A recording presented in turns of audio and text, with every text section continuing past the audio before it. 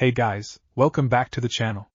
This is a story about what if Anbu Captain Naruto x Yugao harem. Before I start, please support for more amazing content, and do consider subscribing to my channel and share this video with your friends. This is written by Dark Soul 16 and link in the description and support writer.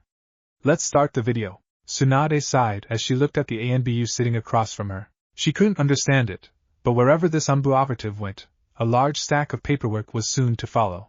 Are you sure you want to do this now, Reaper? Can't you wait a little while longer? The Anbu forces could really use the skills you have acquired over the past few years. And your record over the past year has even surpassed Kakashi's and Itachi's. You are becoming somewhat of a legend around here, Tsunade said. Even if she wouldn't admit it, she was quite impressed with the growth the young man in front of her had achieved over the past 3 years. Hi Hokage-sama. I've been away from my friends for too long now, and while I have earned a few new friends in Anbu, my place is with the Konoha 11. Don't worry though, Hokage-sama. I'll still be available for missions if you need me. I've appreciated everything you have done for me over the past 3 years. Training in Anbu as well as with Erosenin has really helped me change from who I once was, Reaper said gratefully. Alright Reaper, I'll sign the papers and send thee over to Anbu HQ. You will be reinstated as a special jounin until we can have someone evaluate your skills. Even though I should promote you straight to jounin, you were only technically a genin when you entered Anbu, and that was hard enough for me to explain to the council. This will at least keep them off our case for the moment, Tsunade said as she pulled out 2 sheets of paper and started to sign them. Bachan, why are you signing 2 sheets? Shouldn't there only be one? The Anbu asked, as he ran his hand through his spiky blonde hair. God damn it, Naruto, why can't you keep calling me Tsunade-sama, or Hokage-sama? Tsunade yelled as a tick mark formed on her head. And these second papers are for Nico-san. She asked to be taken off Anbu duty whenever you quit so she could be placed on a team with you. Aside from changing that young woman's view on life, you seem to have made quite the impression on her as well, she added with a smirk, enjoying the faintest of blushes that appeared on Naruto's face. I didn't do that much, she used to help me a lot when I was little. I just thought I would return the favor, Naruto said, scratching the back of his head in slight embarrassment. But okay, I would be happy to work with Nico-san if that is what she wants. She is one of the only people who can give me a decent kenjutsu spar anyways, Naruto said. Alright brat, take these papers to Anbu HQ, make sure to find Nico-san before handing the papers into Tenzo, Tsunade said as she handed the papers to Naruto, who left via Shunshin to his destination. His growth rate has been extraordinary over the past 3 years. Hasn't it, Tsunadeheim? Came the voice of Jiraiya as he entered the Hokage Tower through the open window. I'm almost glad he denied my request to train him. Even as one of the legendary Sannin, there would be only so much I could teach him. Yes, Naruto has definitely exceeded my expectations. However, I am happy that you still managed to train him every so often over the course of the past few years. I really don't think there would be a lot of people who could keep up with him now, Tsunade said as Jiraiya took the seat Naruto was just in. He learns as quickly as his father did when I was his sensei. It's almost scary how much Naruto resembles his old man. It won't be long before people start to recognize who he is, Jiraiya said, suddenly getting serious. While Naruto is capable of handling himself against tough enemies, when we reveal his lineage it will put a big target on Konoha from both IWA and to a lesser degree Kumo. Tsunade sighed, leaning back in her chair while looking at the portrait of the Yondaime Hokage. Indeed, however, this is what Naruto wants. Besides, he will not be alone. Naruto has made a lot of powerful friends while in Anbu, and don't forget that everyone in the Konoha 11 are quite capable themselves.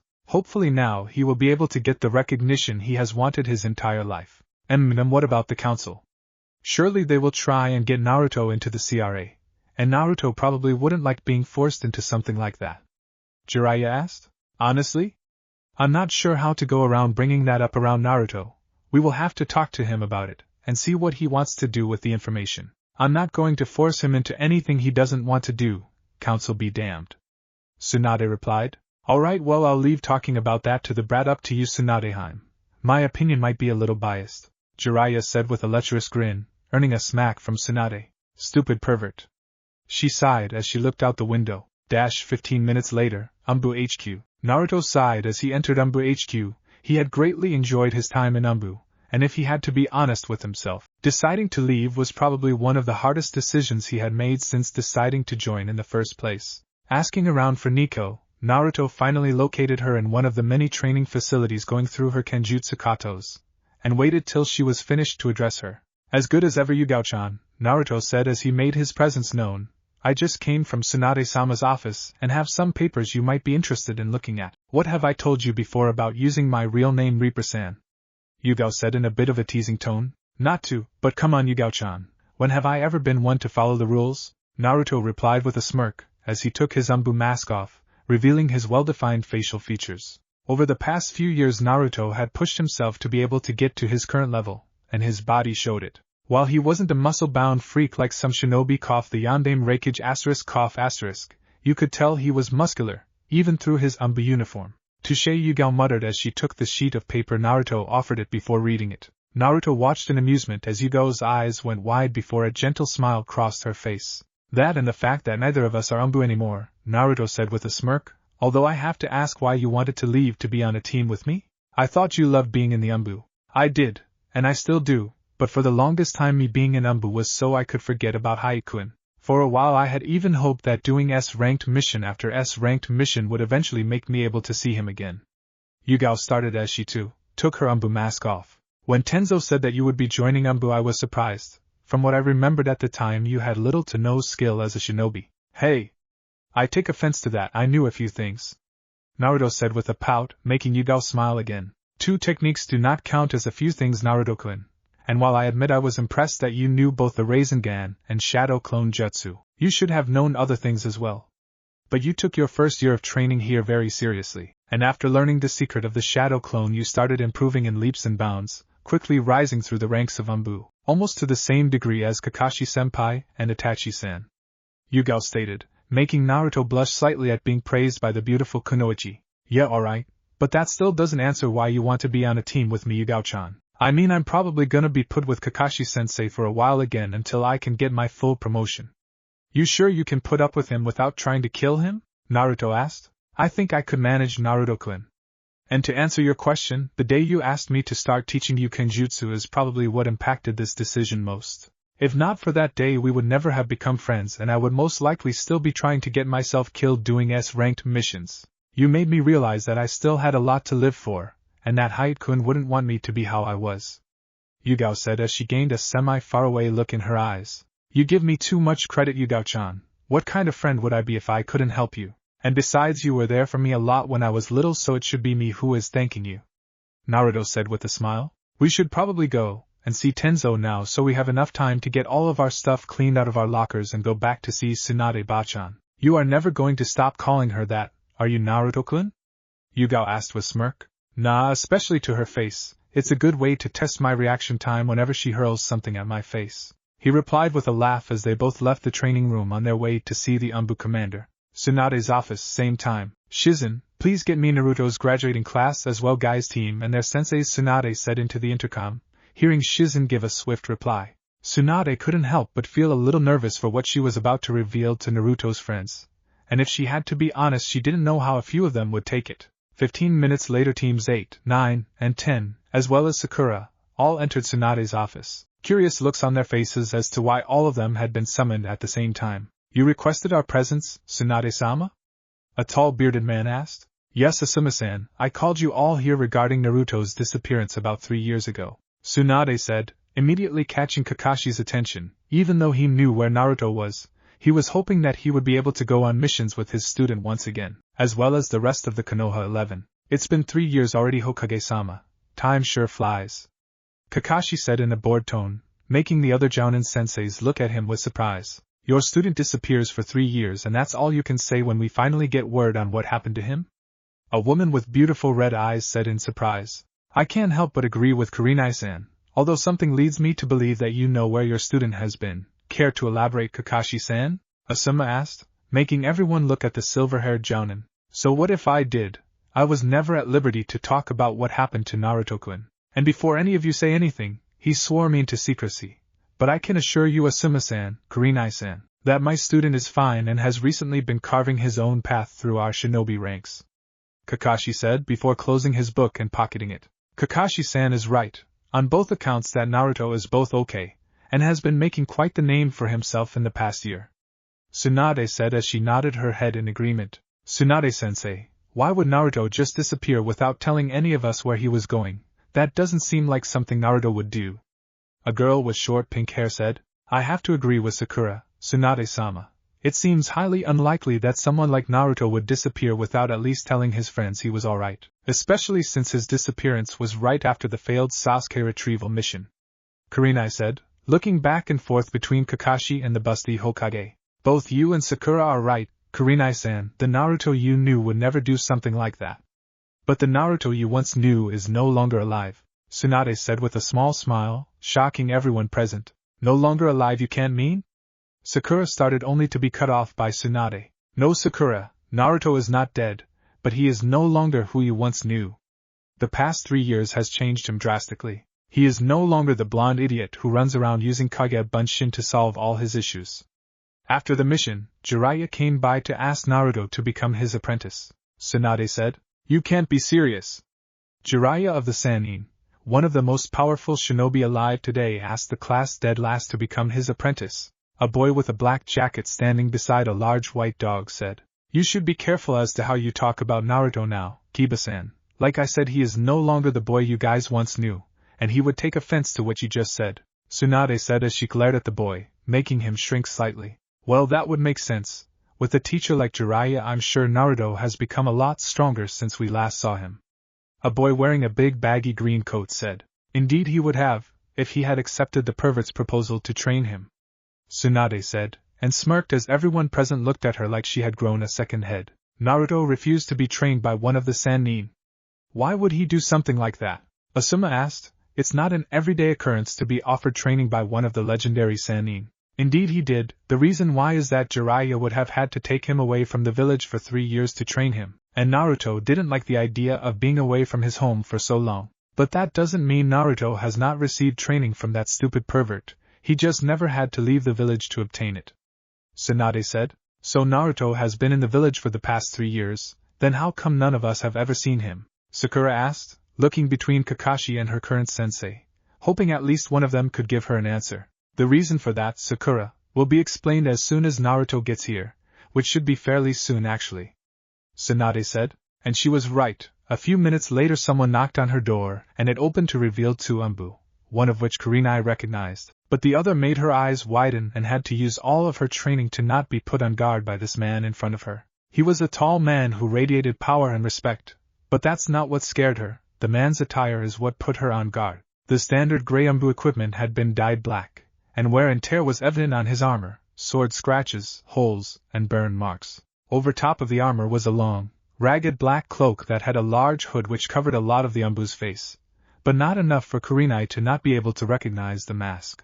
"Reaper," Kurenai whispered, immediately earning both Guy's and Asuma's attention as they too were busy studying the Anbu in front of them. What's so special about that mask?" Sakura asked Kurenai, as she tried hard to suppress her fear of the man who just entered the room. Each Anbu mask is special to those who wear them, but there are select few who get masks custom made. The Reaper mask is one of, if not the, rarest Anbu masks to be given out, Kakashi explained, a hint of pride evident in his voice. Of course he had known of Naruto's growth in Anbu over the past 3 years, but to be given the Reaper mask, that was something that not even he could have done, and he was regarded as one of the best Anbu in Konoha's history. "Kakashi-senpai is right," the Nico-masked Anbu said. "The Reaper mask is one of the highest honors you can get in Anbu. Not even Kakashi was eligible for the mask after his term in Anbu, and he was regarded as one of the best to have ever graced the Anbu ranks. Even our current commander still calls him senpai," Nico said in a teasing tone. "Even though I wish he didn't. But may I ask why you are here, Nico-san?" Kakashi asked. "Everything will be explained shortly, senpai, but continuing on, the Reaper mask has a few conditions that need to be met before it can be given out. For starters, a perfect record for missions, including S-ranked. Aside from that, a certain number of both A and S-ranked missions must be completed. Lastly, and probably the hardest for us Anbu because we don't get put in bingo books often, is an S-rank with a flea on sight rank given in every bingo book across the elemental nations, including the small ones," Nico finished, making the rookies go wide-eyed as they looked at the person who, judging by hire, couldn't have been much older than them. "I really wish you wouldn't have brought them here, Tsunade-sama. You should have asked, or at least told me in advance," Reaper said. "I'm sorry, Reaper, I just thought this would have been best," the Hokage replied. "Fine, but I want something in return for this," Reaper said, shocking the genin and jounin at the bold declaration. "If I may, Anbu-san, but you are in no position to demand anything from the Hokage," Asuma said, earning nods from a few in the room. You are in no position to tell me what I may or may not do, Asuma-san. My relation with Tsunade-sama is mine and mine alone. You would do well to remember that, Reaper said in a cold tone. You may have the Reaper mask, but you don't scare me. Asuma said as he reached for his trench knives, but froze as he felt a kunai held against his back as Reaper appeared behind him, shocking those present with his speed. You should, Reaper whispered in his ear, before disappearing and reappearing beside Nico, who shook her heads at his actions. That's enough, both of you! Tsunade yelled, before sitting back down and burying her face in her hands. As interesting at this as Hokage-sama, what does this have to do with Naruto?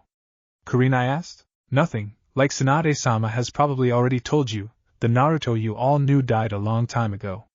Reaper said, gaining everyone's attention yet again. How would you know Anbu-san? A girl in a traditional-style Chinese dress with her hair in dual bun said. Because I killed him, Reaper replied, shocking everyone before he and Nico removed their masks. And Naruto, Sakura stammered. How, why? What do you mean why? Please elaborate, Sakura-san. Naruto replied, shocking the young girl at how he addressed her. He had always addressed her as Sakura-chan before, and she would never admit it to anyone, but it hurt that he didn't call her that. Why didn't you tell any of us what you were doing? We all thought you were dead. I thought we were a team? Sakura asked, tears threatening to fall from her eyes. You finally decided to care, Sakura-san? Naruto scoffed. While I do admit we were a team, we weren't a very good one. As you have all said in the past, I was the dead last. Sakura has book knowledge but couldn't put it to practice in the field. And all Sasuke cared about was getting revenge on his clan. He didn't give two fucks about us. And he proved that when he shoved a Chidori through my chest. As that conversation was going on, Kurenai had brought Yugao off to the side as well. She knew how much her friend loved to be in Anbu and was surprised to see her here with Naruto. What did you pull me aside for, Kurenai-chan? Yugao asked her friend. What do you mean what? I thought you loved Anbu. Why are you here with Naruto, who is apparently leaving Anbu? Kurenai asked, making Yugao sigh, as she had not expected her friend to be there when she resigned. I made arrangements with Tsunade-sama a while ago, asking to be placed on a team with Naruto-kun when he decided to resign from Anbu. She explained. Kurenai's eyes slightly widened when she heard Yugao call him kun but decided not to ask about it. That still doesn't help me understand why Yugao-chan, Enko and I have been asking you to leave Anbu for years and you never listened to us. And now just like nothing Naruto makes you want to leave. What happened over the past 3 years? Kurenai asked, curious as to why Naruto was suddenly able to get through to her friend. Mention of Naruto's name managed to snap a young indigo-haired girl out of the trance she had been in after learning Naruto was in fact the Reaper-masked Anbu, and decided to listen in on the older women's conversation. I'm not entirely sure myself, Kurenai-chan, but Naruto-kun was able to change how I viewed life. After Hyde-kun's death I didn't know what to do, so I began doing S-ranked mission after S-ranked mission, trying to keep my mind off things, or worse, get killed. A few months after Naruto had joined Anbu, though he had sought me out for kenjutsu training. At first I was a little skeptical about training him because from what I could remember about him he was never very talented. At first I said no, but he kept pestering me until I finally caved in. He took the training in like a sponge and is now easily one of the best kenjutsu users in Konoha, only slightly behind myself. After a few missions together Naruto noticed that I was troubled by something, and being the caring person that he is confronted me on it. She explained, gaining a semi-faraway look in her eyes that didn't go unnoticed by either Kurenai or Hinata, who by this time was a little jealous of the strange woman being able to get so close to Naruto too quickly. What happened then? I know how hard it is for you to talk about what happened with hate, Kurenai asked, while at the same time silently thanking Naruto for being the one who changed her friend. Naruto has a calming aura around him that makes it feel like you can pretty much trust him with anything. In the end I caved and told him about what happened. That night was the first time since Hyade's death that I broke down and cried. But he was there for me the entire time to comfort me, Yugao said with a smile as she looked at Naruto being surrounded by his friends. I'm happy for you, Yugao-chan. It sounds as if you were finally able to move on from hate. It sounds like you and Naruto are really close, Kurenai said, and smirked slightly as she saw a slight blush cross the kenjutsu specialist's face. It's nothing like that, Kurenai-chan, we are just friends. Although just between us girls, you should see him under that Anbu armor, Yugao replied, blushing at the memories of walking in on Naruto without his gear on, much to Kurenai's amusement. Back with Naruto he was doing his best to answer all the questions being asked by his old friends, as well as avoiding Ino who was getting just a little too close for his comfort. Looking around he noticed Yugao and Kurenai talking, which brought a smile to his face, remembering all the stories he had been told from Yugao. As much as I'm enjoying this attention, guys, we need to finish up here. We can all catch up later on or whenever I have my skills assessment, Naruto said, hoping to finish this as quickly as possible. Skills assessment? What's that? Ino asked. Naruto is going to be given an assessment on his skills to be able to properly gauge his rank, even though he has become an S-rank shinobi in the bingo books. The council wants a demonstration of his skills. The only person in this room who has actually seen Naruto fight seriously would be Yugao-san, the other Anbu who is with Naruto. Naruto's current rank will be Special Jounin until I can arrange someone to give Naruto an assessment, Tsunade explained, but sighed as she saw a grin spread across Asuma's face, as well as Kiba's. Hokage-sama, would you mind if I gave Naruto the rest? Asuma asked, making Kakashi, Yugao, and Tsunade narrow their eyes at the bearded Jounin. Naruto's show earlier must have really pissed him off. I would also like to test Naruto's skills, Hokage-sama, Kiba declared. Asuma I would be alright with because he has a lot of experience as a Jounin. But Kiba I'm not sure about, you have not been Jounin for very long. Tsunade said. It's fine, Bachan, they can both fight against me if they want. I must have really hurt your pride earlier, Asuma-san, if you're willing to go through with this. Naruto explained. Like I said before, brat, you don't scare me. Asuma replied, just tell me when and where. We will have the assessment tomorrow morning, at Training Ground 7. You are all welcome to come watch. Tsunade said. Now that that's out of the way, I want to ask all of you aside from Yugao-chan and Kakashi-san to leave so we can talk to the Hokage and Shizen in private. We can meet up sometime later and talk about what's happened over the past 3 years. Naruto said, making Tsunade nod, already guessing about what Naruto wanted to talk about. Why do we have to leave though? We should be able to stay if it has to do with you. Sakura asked. Because this matter doesn't concern any of you yet, I'm sure you will figure it out in the near future. Now aside from the people Naruto asked to stay, the rest of you are dismissed. Tsunade said. Naruto sighed after everyone had left, and took a seat on one of the chairs across from Tsunade. That could have gone better. It was a bad idea to bring them all here.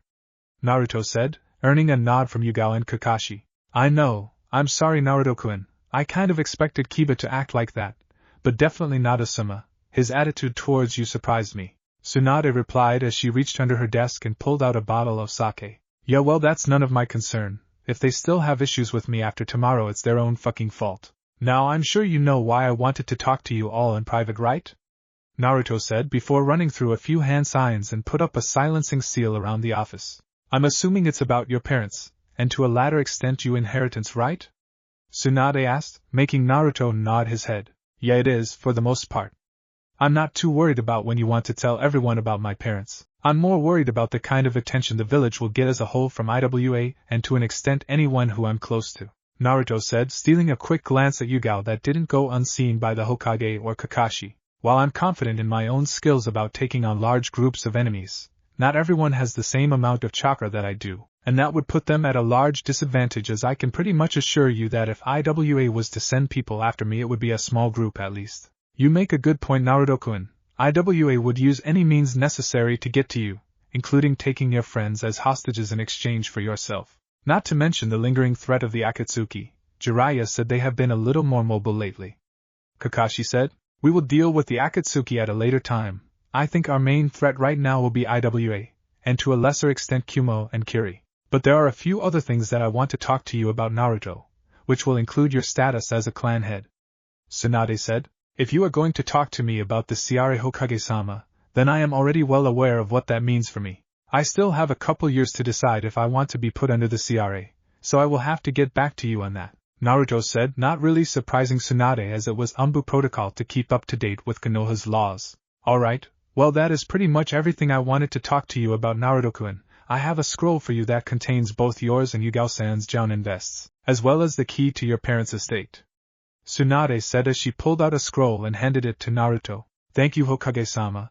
I will see you tomorrow at Training Ground 7. Naruto replied before doing a few more hand seals and releasing the silencing seal before he and Yugao left the office. He has grown a lot, hasn't he, Tsunade-sama? Kakashi asked, making the Hokage smile and nod her head at the elite Jounin, with Naruto and Yugao. So Naruto-kun, do you even know where you are going? Yugao asked, making the blonde scowl at her. Of course I do. I looked up where my parents' estate was a few months ago. Naruto explained. What about you? Do you have anywhere to stay? Well, I could probably crash at Kurenai-chan's or Anko-chan's place for a while. Yugao said she didn't really have a place to stay as she no longer had the keys to the apartment Hate and her had shared before he died. I see, how about you stay with me for a while? Naruto asked, slightly shocking Yugao, before she got a teasing look on her face. I don't know, Naruto. I don't think you could handle me just yet, she said. I wouldn't worry about that, Yugao-chan. I'm a stamina freak who knows Kage Bunshin. I'm sure I could take care of all your needs, Naruto said seductively, making the ex-Anbu captain blush slightly. But seriously, Yugao-chan, we used to sleep in the same tent when we were on missions. I'm sure there are tons of rooms in my parents' house, or you could even sleep in one of the smaller houses around the compound. Yugao thought about his offer. She really had nowhere to go, and while she was sure Kurenai and Anko would take her in, it wouldn't be very comfortable for her, as they both only had one-bedroom apartments. And she had to admit Naruto had a valid point about their previous sleeping arrangements when they were on missions together. Alright, Naruto-kun, if you're sure you're okay with this, then I'll gladly accept your offer, thank you, Yugao said with a smile, which in turn caused Naruto to smile. Things were starting to look up for both of them. With nothing for either of them to grab, Naruto and Yugao quickly made their way over to the clan district to find the Namikaze compound, which was located between the Hyuga and Abram clan compounds. Not sure if they are close in the actual show or not, but just run with it. The first thing Naruto noticed when they reached the gate was the intricate seal design that covered it. Taking a few moments to study the seal, Naruto nodded before molding his chakra and putting his hands on the gate. What are you doing, Naruto-kun? Yugao asked. As a Kenjutsu specialist, she had never really studied any Fuinjutsu other than basic sealing scrolls and exploding tags. My father and mother were both masters of Fuinjutsu, and judging by this seal, he wanted this place to be the safest place in Konoha. It's a high-level chakra seal that will only open if someone who has the same blood as either my father or mother applies their chakra to it. After we get inside, I'll tweak it so that whoever I add to the seal will be able to enter. Naruto explained. Good explanation, brat. It looks like my time teaching you Fuinjutsu didn't go to waste after all. A voice from behind them said. They turned to see both Kakashi and a man with long white hair approaching them. Whatever Ero-senin, I'm going to assume that both you and Kakashi-sensei can enter, right?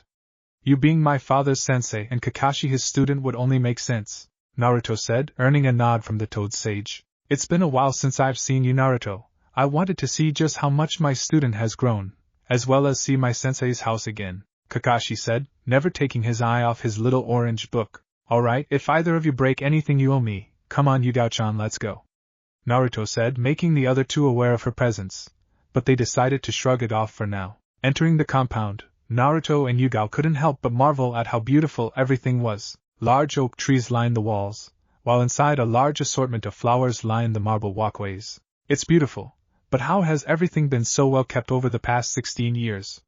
Surely no one has been in here since my parents died, Naruto asked. The Uzumaki clan was well known for their knowledge of seals. Add your mother's knowledge to your father's skill for creating and mastering Fuinjutsu, and they were able to come up with seals to keep the outside well kept. Seals that work like sprinklers to water the flowers, as well as a few that release low-level futon jutsus to keep the grass well cut. If I wouldn't have already known about this, I would be just about as amazed as you are right now, Jiraiya explained. Aside from those, there are a lot of security seals spread out around the grounds. Minato had a lot of enemies, and when he found out Kushina was pregnant with you, he made this place as safe as possible. I see, that's good then. I will have to take a look at my father's notes, and figure out what every seal does. Maybe add a few more now that the Akatsuki is also an issue, Naruto said, earning a nod from the Toad Sage. We should get everything inside and unpacked before having to leave to meet up with everyone, Yugao-chan. So Yugao-san is going to be living with you, Naruto-kun?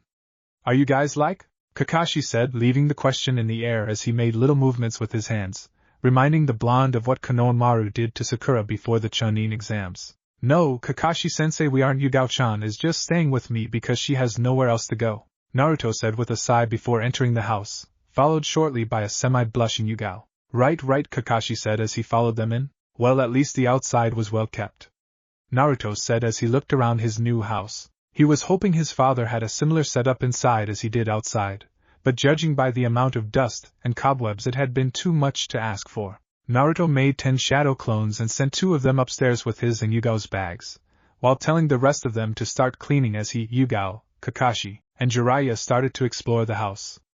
Even with all the dust, Naruto had to admit it was a beautiful house, but having lived in a shitty apartment since he was little, just about anything else would feel nice. The main floor was home to the living room, dining room and kitchen, while the upstairs was mainly bedrooms and bathrooms. Downstairs was home to what Naruto was interested in the most, the library, which held all of his father's notes on sealing as well as the Haraishin Jutsu. Looking around, Naruto found a variety of different sealing methods, as well as some of the Uzumaki clan scrolls for jutsus and kenjutsu katos. This place is as impressive as I remember it. Some of these scrolls contain long-lost sealing methods and jutsus, as well as the Uzumaki kenjutsu style, which was considered one of the most formidable forms of kenjutsu.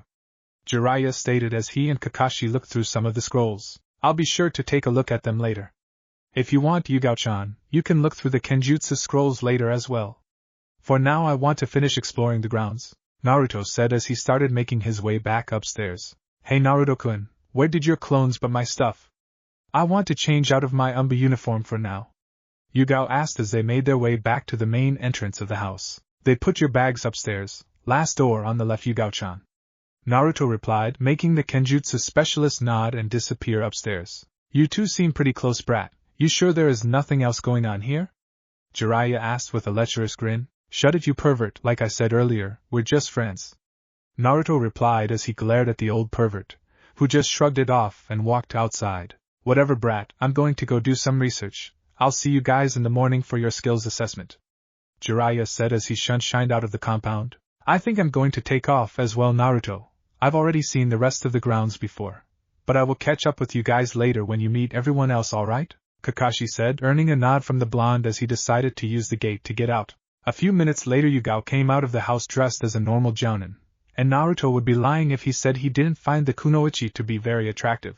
Where did Jiraiya-sama and Kakashi-senpai go, Naruto-kun? Yugao asked as she walked up to Naruto, who was currently trying his best not to stare at her. The pervert said he was going to go do some research, which means peeking on the women's bathhouse, and Kakashi left to do Kakashi things, I guess. Probably trying to come up with a few more lame-ass excuses as to why he is late all the time, Naruto replied, earning a light giggle from Yugao. Alright, well, let's finish looking around, and then we can go get something to eat before meeting up with everyone, Naruto said as they started walking around the compound a little more. Back behind the house they found the training grounds, and a few ponds and steams to practice Suiton jutsus. It's gorgeous back here, Yugao said as she took everything in. Yeah, it's definitely something else. My old man sure knew how to make the most of the space given to him, Naruto replied. I'm going to go change, and then we can go grab something to eat before meeting up with everyone else, alright? A few minutes later Naruto appeared wearing standard Anbu pants and combat boots, with kunai holsters on each leg, and a black tank top over a mesh armor shirt. Yugao couldn't deny that Naruto was attractive. He had grown a lot over the past few years, and now easily stood as tall as Kakashi. Having lost all of his baby fat over 3 years of rigorous training, he had a very defined figure, and you were able to easily see his muscles underneath his mesh armor. He had let his hair grow out, and now had the same jaw-length bangs that framed his face, just like his father. Yugao was sure that Naruto would start having issues with fangirls, especially after his status as the Namikaze clan leader was announced. The thought of Naruto having fangirls made Yugao feel weird inside. She couldn't exactly pinpoint what the feeling was just yet, but she would have to talk to someone about it eventually. Ready to go, Yugao-chan? Naruto asked as he made his way over to her. I'm ready, Naruto-kun. Where did you want to go? She asked as they started walking towards the gate. How about that sushi bar you always talked about on missions? Naruto asked as they stepped out, but came face to face with someone he didn't want to deal with just yet, Hinata Hyuga. Over the past 3 years he had matured greatly, and now understood why the girl was always blushing around him, and while he would admit that she was very beautiful now, he couldn't return the feelings that she had for him. And Naruto-kun, why are you coming out of the Yandame's sea compound? Hinata asked, making Naruto curse under his breath. They should have just left by Shunshin. I'm sorry, Hinata, but I'm not allowed to talk about it. It's the reason why Tsunade-sama asked you all to leave earlier. You will all figure it out eventually, but for now you don't need to know, sorry, Naruto replied before he and Yugao quickly left via Shunshin, leaving Hinata alone in the street, thinking that maybe her father would know why. With Naruto and Yugao, that was close, Naruto-kun, good save, Yugao said with a smirk as they appeared near the center of Konoha. It was my own mistake, we should have just left by Shunshin, and I can only assume that Hinata is going to ask around as to why we would be there now. Naruto sighed out. She was bound to find out eventually. From what I remember, your father and Hayashi seemed to be fairly close friends, Yugao said as they made their way towards the sushi bar, earning a surprised look from Naruto. That's surprising. From what I remember about the Hyuga clan head was that he had a bigger stick shoved up his ass than Niji did before I beat it out of him. Naruto replied. Well, Hayashi-sama wasn't always like that. He first started changing after your father and mother died. Then he completely fell apart after the death of his wife during her birth of their second child. Yugao explained. I can almost guarantee that the Hyuga will be a powerful ally for you once you inaugurate it as the Namikaze clan head. I see, it would be good to get to know him then. Especially if I was to ever become Hokage. Naruto replied, Can I ask you a question, Yugao-chan? Of course, Naruto-kun. With my mother being a part of the Uzumaki clan, and my father being from the Namikaze, I can't decide what name I want to take. While I would like to have my father's last name, I feel it would be unfair to my mother, and vice versa. Naruto said. Yugao could see where Naruto was coming from. With him being the last of two famous clans, he didn't want to be the reason that either one of them died out. Maybe try talking to Tsunade-sama about taking both last names. It's rare, but in your case it might be allowed. Then it would be a joint Uzumaki Namikaze clan, Yugao suggested, earning a nod and smile from Naruto. Thanks, Yugao-chan, I think I'll do that. Naruto replied. After a quick meal at the sushi restaurant, Naruto and Yugao went to join the rest of Naruto's friends at one of the shinobi bars located around Konoha and spent the rest of the night telling stories about some of their missions as well as how they met. Next morning, Yugao woke early the next morning to the sound of clashing steel. Knowing it was probably just Naruto training, she decided to get up and gauge where his kenjutsu skills stood in comparison to her own. Yugao would admit that in both taijutsu and ninjutsu, Naruto was easily more powerful than her. But when it came to kenjutsu, she was still slightly better than him. Although she knew that with a little more time, Naruto would surpass even her. Getting dressed in her regular jounin gear, Yugao made her way downstairs and into the backyard, where sure enough Naruto was in a large-scale battle with his clones. Even with her trained eyes she could hardly keep up with Naruto's speed, so a lot of what she saw was just a blur, followed by a puff of smoke, followed by another blur as Naruto massacred his clones left and right. With only 4 clones remaining, Naruto decided to stop his relentless assault and set up with his ninjato in a defensive position. A few moments passed before 2 of the clones charged Naruto, one aiming to sweep Naruto's legs out from underneath him while the other came from above attempting to slam him into the ground. Naruto flipped over the leg sweep before stabbing his ninjato into the ground and using the hilt to propel himself into a skyward kick that connected with the above clone's chin, making him dispel. After landing on the ground, Naruto took out a kunai and engaged the second clone in a quick taijutsu battle, which ended when Naruto managed to stab the clone with his kunai. After watching the first 2 clones get beat in close combat, the remaining 2 clones decided to try a long-range battle. Going through the required hand signs, both clones yelled out their respected jutsu. Katan, Grande Fireball Jutsu. Both clones yelled in unison, as 2 large fireballs sped towards Naruto from either side, before he too went through a series of hand seals. Suetun, Water Encampment Wall. The original Naruto shouted before a large dome of water surrounded him, protecting him from the dual fireball attacks. Hidden Mist Jutsu. Naruto whispered before a thick mist rolled in over the battlefield, which Naruto disappeared in. A few moments later, Yugao heard 2 popping sounds and the mist started to dissipate, showing an unscathed Naruto holding his ninjato. Fucking clones, I didn't expect them to fire 2 grande fireballs at me. Naruto mumbled as he made his way over to Yugao. Enjoy the show, Yugao-chan? Quite the performance, Naruto-kun. I was a little surprised when the clones started using jutsus though. You usually only use them in either taijutsu or kenjutsu spars, Yugao said. Yeah, well, I can't always control what my clones do. Now I know how you and Kakashi-sensei must have felt trying to train me, although I never hurled 2 high-ranking jutsus at either of you. Naruto said, making Yugao smile slightly. Well, at least they didn't actually hit you, right? Yugao said with a giggle as they made their way inside. Whatever, Yugao-chan, I'm going to make some breakfast before going to my skills assessment. You want anything? Naruto asked. Receiving a nod as his answer, Naruto went to the kitchen to fix them both something to eat. So are you ready for the skills assessment, Naruto-kun? Yugao asked when Naruto returned with their breakfast. Of course, Yugao-chan. While both Asuma and Kiba are strong in their own rights, I have faced tougher opponents and did just fine. Naruto replied, earning a nod from Yugao. She knew how strong her friend was, but she still worried about him. Even still, Naruto, it would be good not to underestimate Asuma-san. He wasn't made one of the daimyo's guardians for nothing. Yugao warned. I know, Yugao-chan, I'll be careful. Naruto said, I hope Bachan will keep us together. After working with you for so long, it would be really weird for me to work with anyone else other than maybe Kakashi-sensei. I know what you mean, Naruto-kun, The only reason I left Anbu was to be on the same team as you. I'm sure Tsunade-sama will keep her end of our deal, Yugao replied, earning a nod from Naruto before they continued their breakfast in relative silence, just enjoying each other's company. Few hours later, Training Ground 7, Naruto and Yugao were surprised to see that they weren't the first to arrive at the training ground. The only people who had yet to show up were Kiba and Asuma. As Naruto and Yugao went over to the group, Naruto couldn't help but shudder when he saw the looks that Ino and to a lesser extent Hinata were giving him, making Yugao smirk at him. I never would have thought that Konoha's Reaper, one of the most feared shinobi to come out of Konoha since the Yondaime, would be scared of a blonde-haired fangirl, Yugao teased, earning a glare from Naruto. You have no idea how fucking persistent she is, Yugao-chan. I'd rather face A and S-ranked criminals than have to deal with a persistent fangirl. Hinata isn't as bad because she is too shy to actually try something with me, but I'm not so sure about Ino, Naruto replied, as he put as much space as he could between the platinum blonde and himself. How was your night, brat?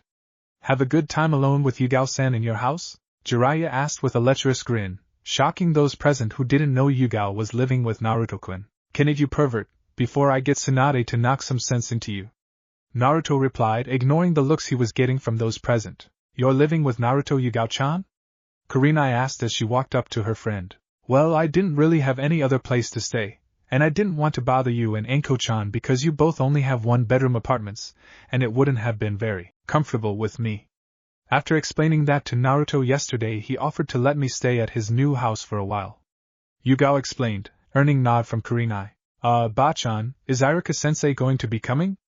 Naruto asked, earning a surprised look from Tsunade, who had forgot about inviting the academy teacher. Shit, sorry Naruto, I forgot. I can't. Tsunade started, but was cut off by a wave from Naruto. Don't worry about it, Bachan, I'll get him, Naruto said as he made a clone and had it go look for Iruka. So are you ready for this, brat? Tsunade asked as she looked at her surrogate little brother. Yugao-chan asked me the same thing earlier, Naruto replied with a laugh as he stole a glance at his purple-haired friend. And I'll tell you the same thing I told her. Of course I am. I just hope they can give me a decent fight. Confident are we? Tsunade asked with a smirk, as even she didn't know the full extent of Naruto's strength. I didn't become Konoha's Reaper for no reason. I earned my mask, Bachan. Naruto replied with a smirk of his own, making Tsunade nod. I hope you can back that up, Naruto-kun. Asuma-san is no slouch when it comes to close combat. Same goes for Kiba, Kakashi said. I know, there are only a few people in this village who I wouldn't want to fight close quarters, and they are all already here. I'm not too worried about Asuma-san or Kiba-san. But don't worry, Kakashi-sensei, Yugao-chan already made me promise to be careful, Naruto replied, earning a nod from Kakashi. Naruto-kun, is that really you? Said a voice from behind everyone, making Naruto turn with a smile on his face. Iruka-sensei, I'm glad you were able to make it, Naruto said as he walked over and embraced the scarred Chunin. I was worried when everyone had said you disappeared, Naruto-kun. I thought you might have been dead. Where have you been these past 3 years?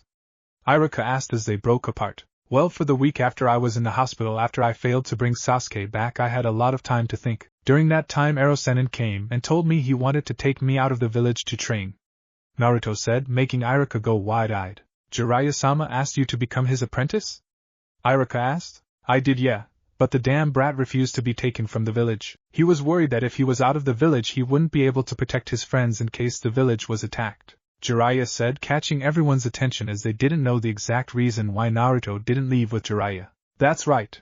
I didn't want to leave to village, so I refused. The day I was released I went and talked to Bachan and asked to be put into the Anbu program, and after some negotiating with the council I was allowed to join, Naruto explained. So you have been in Anbu for the past 3 years then?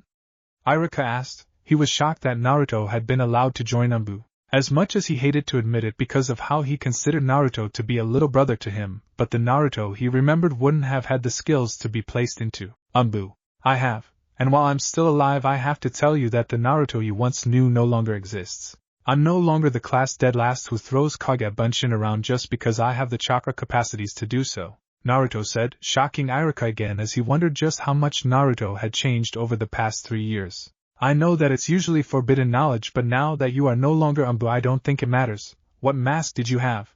Iruka asked. He knew the story behind Anbu about their masks being special to those who wore them. Naruto smirked before a small seal appeared on his forehead and a poof of smoke went up, blocking Naruto's face from view. No way, Iruka whispered after the smoke had cleared, and there stood Naruto, the Reaper mask covering his face. Pretty badass, huh? Naruto asked with a smirk as the mask disappeared as well as the small seal on his forehead. I'd say, I never thought I'd have taught Konoha's most feared Anbu operative since Itachi Uchiha. Iruka said with a proud smile. Naruto was about to reply when he suddenly felt 2 chakra signatures suddenly approaching. They are finally here, Naruto said to Tsunade, who nodded in response. Iruka was about to ask what was going on when Asuma and Kiba appeared in the middle of the training ground. I was beginning to think neither of you were actually going to show up, Naruto said in a bored tone, earning a growl from Kiba as Asuma's eyes narrowed. Like I'd ever run from you. Doesn't matter what you have been doing over the past 3 years, you are still the class dead last in my books, Kiba said, as a large white dog barked in agreement. Whatever, Kiba, whatever issue you have with me is none of my fucking business, but be warned, I'm not the same kid who took abuse from you all those years ago, Naruto said as he narrowed his eyes and stood across from the 2 jounin. Alright, this is going to be a fight between the 2 jounin Asuma Sarutobi, Kiba Inuzuka, and Special Jounin Naruto Uzumaki. It will be a 2-on-1 fight so we can gauge Special Jounin Naruto Uzumaki's skills in combat, Tsunade said as everyone quieted down and started paying attention to the training field. Do you think Naruto-kun will be okay, Sakura? Ino asked as she looked over at her longtime friend and former rival. I'm not sure, Ino. Sure, the fact that Naruto has been in Anbu for the past 3 years is impressive, but he is fighting against 2 of Konoha's best close-quarters jounin, Sakura replied, not taking her eyes off her former teammate. What do you think, Niji-kun? Will Naruto be okay, or was he all talk? Tenden asked her teammate. While I find it hard to believe Naruto would be able to fight both Kiba and Asuma-san at the same time, he wasn't called Konoha's most unpredictable ninja for no reason. I think Naruto will surprise all of us. Niji replied. Are all fighters ready? Start! Tsunade yelled, and instantly Naruto started going through a set of hand seals that both Kakashi and Sakura recognized. No way, Sakura said, just before Naruto finished his jutsu. Hidden mist jutsu! Naruto shouted, as just like this morning a dense mist started to envelope the training ground. Kiba, stay close to me, I'm going to try and make the mist go away, Asuma said before going through his own hand signs. Futon, great wind breakthrough! Asuma yelled, but was shocked when his attack didn't blow the mist away. Nice try, Asuma-san. As a fellow futon user I can tell you it will take a wind attack a lot stronger than that to make my mist go away, came Naruto's voice from inside the mist. Where are you, Naruto? Come out and fight like a man, Kiba shouted before freezing up when he felt a kunai against his back. Behind you, Naruto whispered, before Kiba turned around and swung his fist, hoping to hit Naruto. Instead he hit something big and fairly soft, before hearing a pained yelp from his partner. Akamaru! Fuck Naruto, I'll make you pay for that, he shouted. On the sidelines, the only ones who could see what was going on inside the mist were Niji and Hinata, but due to how much of Naruto's chakra was circulating in the mist, even they found it hard to see. Can any of you see what is happening? Sakura asked. It looks like Naruto used his speed inside the mist to get behind Kiba before saying something and disappearing again. Kiba turned and tried to hit Naruto but took Akamaru out instead, Niji explained. Pretty sneaky tactic. Without Akamaru, Kiba won't be able to use his Fang over Fang technique to its full capability unless Akamaru is able to get back up by the end of the fight. But Naruto will need more than that to win this fight, Kurenai said, glancing over at Yugao, who didn't look concerned at all. Don't worry, Kurenai-chan. Naruto is just getting warmed up. I don't think he will even need to bring out his big guns to finish this fight, Yugao said as she examined the mist, before noticing it was starting to clear. Back in the fight, as the mist cleared, Asuma noticed that he and Kiba had been separated, and now stood on either side of Naruto. Kiba, go at him together, let's end this quick, Asuma yelled as he took his trench knives out and rushed Naruto, matching Kiba, who rushed in with kunai. Hoping the coordinated attack would push the fight in their advantage, Asuma and Kiba upped the pressure against the blonde, throwing a whirlwind of strikes and combos towards Naruto, who seemed unfazed by their coordinated attack and simply dodged all their strikes. Why aren't you fighting back, Naruto? Too scared? Kiba taunted, but something about the way Naruto was smirking at him made the Inuzuka shudder slightly. One word for you, Naruto started, making Asuma's eyes widen at the sudden influx in chakra coming from the blonde and Kawarimi with a log on the opposite side of the training field. Boom! Naruto ended with a smirk before enveloping Kiba in a large explosion, sending the boy flying across the training field and into a tree, where he slumped over unconscious. I'd suggest getting him to the hospital, Naruto said as he looked over at the shocked spectators. On the sidelines, Kiba-kun! Kurina yelled as she rushed over to her old student. Although impressed with how Naruto was handling himself so far, she felt as though he could have gone a little easier on her student. Holy shit! Ino shouted, what the hell was that? Naruto kawarimi'd with an exploding clone shortly before the mist cleared. He placed himself between both Kiba and Asuma in hopes that they would engage him together. It was a trap and Naruto led them into it perfectly. Yugao explained, having seen Naruto use this tactic before on missions. How do you know that's what he did? Are you sure it wasn't just luck? Ino asked, but then shrunk at the glare Yugao gave her. The reason I know this is because I've seen Naruto use those two jutsu in combination before. The only difference this time is the amount of chakra he used. Normally when Naruto traps his foes like this, all that's left is bits and pieces. Yugao explained, making everyone shiver, realizing that this new Naruto was not someone to fuck with. Back in the fight. So Asuma-san, do you still want to fight? Naruto asked as he walked back into the middle of the training field. Surely you have seen enough. Don't get cocky, brat. Kiba got tricked because he was impatient, and couldn't notice the spike in chakra your clone gave off just before exploding. I won't fall for the same trick twice. Asuma said as he started pumping more futon chakra into his trench knives, making them sharper and longer. Very well then, Asuma. Make sure you don't get caught again. Next time I won't hold back. Naruto said before doing a few hand signs. Katan, fire dragon jutsu. Naruto shouted before shooting a large dragon made of fire towards Asuma, who quickly got out of the way. Despite his current situation, Asuma was impressed that the blonde knew not only futon, but katan as well. You're good, brat, I'll give you that, but you're still too young to be able to beat me. Asuma said. Katan, ash burning pile.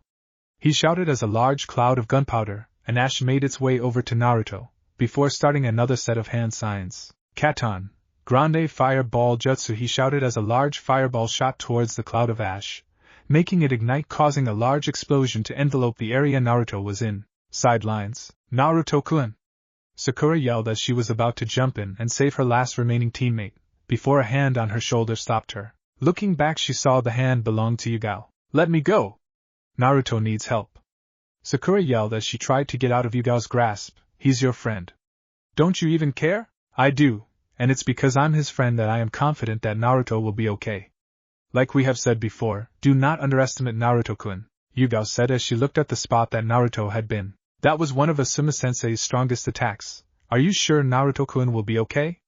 Ino asked, but didn't get an answer as everyone was busy watching the spot Naruto had been. Fight. You should call the fight, Tsunade-sama. I don't think he will be getting up after that. Asuma said. That was a good attack, Asuma-san. But it will take more than that to bring me down. Naruto said, earning Asuma's attention. How Asuma started, but as the smoke cleared he was surprised to see Naruto surrounded by a dome of water. Suetun, Sujin Hiki. Naruto said as the wall of water dissipated around him. 3 affinities, that's pretty impressive, Naruto. I can see that you came a long way in the past 3 years. I've still got a lot of juice left in the tank though, Asuma said as he brought out his trench knives, pumping chakra through them, causing them to gain a faint blue hue. I wouldn't have expected anything else, Asuma-san, but I wasn't made Konoha's Reaper for nothing. Naruto started before going through a set of hand signs. Suetun, Suryuden no Jutsu. Naruto said before a large dragon made of water appeared out of the lake behind Naruto and raced towards Asuma, who was forced to use a kawarimi to get out of the way, before rushing towards Naruto to engage with his trench knives. A seal appeared on Naruto's hand, causing a slight poof of smoke that dissipated to reveal an Injato. Pumping a bit of wind chakra through the blade, Naruto disappeared to meet Asuma, sending a flurry of stabs and slashes at the bearded jounin, making him go on the defensive. Sidelines. Kenjutsu to man Naruto's become extremely troublesome over the past few years. Shikamaru said lazily, earning a few nods from around the group. It would seem that Naruto has surpassed all of us. It makes me wonder what he might have been like had someone taught him seriously earlier in his life. Shino said. Naruto has always been a prodigy. Yugao said, earning the group's attention. He may not have been like Sasuke or Neji, who were both born with natural talent. I would put him in the same category as Lee-san, a prodigy of hard work. Naruto trained day and night at Anbu HQ to get to the level he is at now, and according to him he still has tons of room to improve. I have to agree with Yugao-chan. Kurenai stated. But even at that pace, Naruto has grown exponentially over the past 3 years. It would take more than just being a prodigy of hard work for him to grow from the level he was at, to the one he is currently on. That is true, but Naruto is a special case in regards to another area as well. Yugao replied, earning questioning looks from a few of the younger shinobi. How so, Yugao-san? Sakura asked. The Kagebunshin is a special kind of clone, one that can send information back to the original once being dispelled. The only drawback is how much chakra it takes to make one, as it splits the user's chakra in half evenly for each clone made. Yugao started. Naruto, however, has the largest chakra reserves I've ever seen, and can easily make up to around 100 clones in one go. Now think about it, if each clone sends information back to the original, using 100 clones a day, would equal up to about 100 days of training. That's incredible, Sakura whispered as she looked at her teammate as he was still engaged in close quarters combat with Asuma. Naruto used his clones to train Kenjutsu, Fuinjutsu, and Ninjutsu, while he focused a lot on physical training. Naruto may not look like it, but he is also probably one of the physically strongest shinobi in Konoha, behind Gai-san and Jiraiya-sama. Yugao said, he is a very deadly close-range fighter. With the amount of strength and speed he has, not a lot of enemies can keep up with him if he gets in close. I'm only able to win our Kenjutsu spars based on years of experience and reflexes, but even then Naruto will surpass me soon enough. Yash! Naruto-kun's flames of youth are burning brighter than ever. I must increase my training by 100 times so I can match him. Lee said. That's my student Lee. Guy said. Guy-sensei, Lee, Guy-sensei, Lee, they yelled before hugging, causing a coastal sunset image to appear behind them. What the fuck is that? Yugao said, appalled and scared at what she was seeing. It's best not to think about it, Yugao-san. Tenten said with a sweat drop. Fight. It seems that Guy-sensei and Lee are the same as ever. Naruto mused to himself before ducking under a punch Asuma had sent at his face. It would be best not to take your eyes off me, Naruto. It wouldn't do well for you to go back to Yugao-san missing an eye. Asuma said confidently. Same could be said for you, Asuma-san, don't get too cocky. Naruto replied before stabbing his sword into the ground to catch both of Asuma's arms. Asuma tried to fight Naruto's grip but found it near impossible to get out, before feeling a strong pain in his gut as Naruto had planted his foot directly into Asuma's stomach, making him cough up a little blood. Naruto, using Asuma's pain as a momentary distraction, released his grip on one of Asuma's hands, before using his now free hand to hit a pressure point in Asuma's arm, rendering it useless as it fell limply at his side. Naruto picked up his sword with his free hand, before placing the tip against Asuma's jugular, causing to bearded Jounin to snap back to reality, as he felt cold steel against his neck. Give up, Asuma-san. I would prefer it if you do not force my hand any further. Naruto said coldly, sending a shiver down Asuma's spine. I give up. Asuma said, as Naruto retracted his blade before sealing it away again. Good choice. I'd recommend seeing Ba-chan or Shizun-chan to get your arm looked at. Naruto said, earning a nod from Asuma. That was fun for me. If you ever want to have a friendly spar, feel free to find me. Very impressive, brat. Tsunade said as she came up behind the two, followed closely by the others. Yeah, that was amazing, Naruto-kun. Sakura said with a smile, making Naruto scratch his head sheepishly. It wasn't that impressive, Sakura.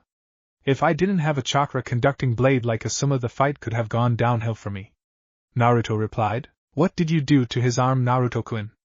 Shizun asked as she gazed at Asuma's limp arm. Huh? Oh, I hit a pressure point to make it go limp. You should probably take a look at it to make sure it goes back to normal, Shizun-chan. Naruto said with a smile, making her blush slightly, something that didn't go unnoticed by Tsunade and Yugao. Hi, Naruto-kun.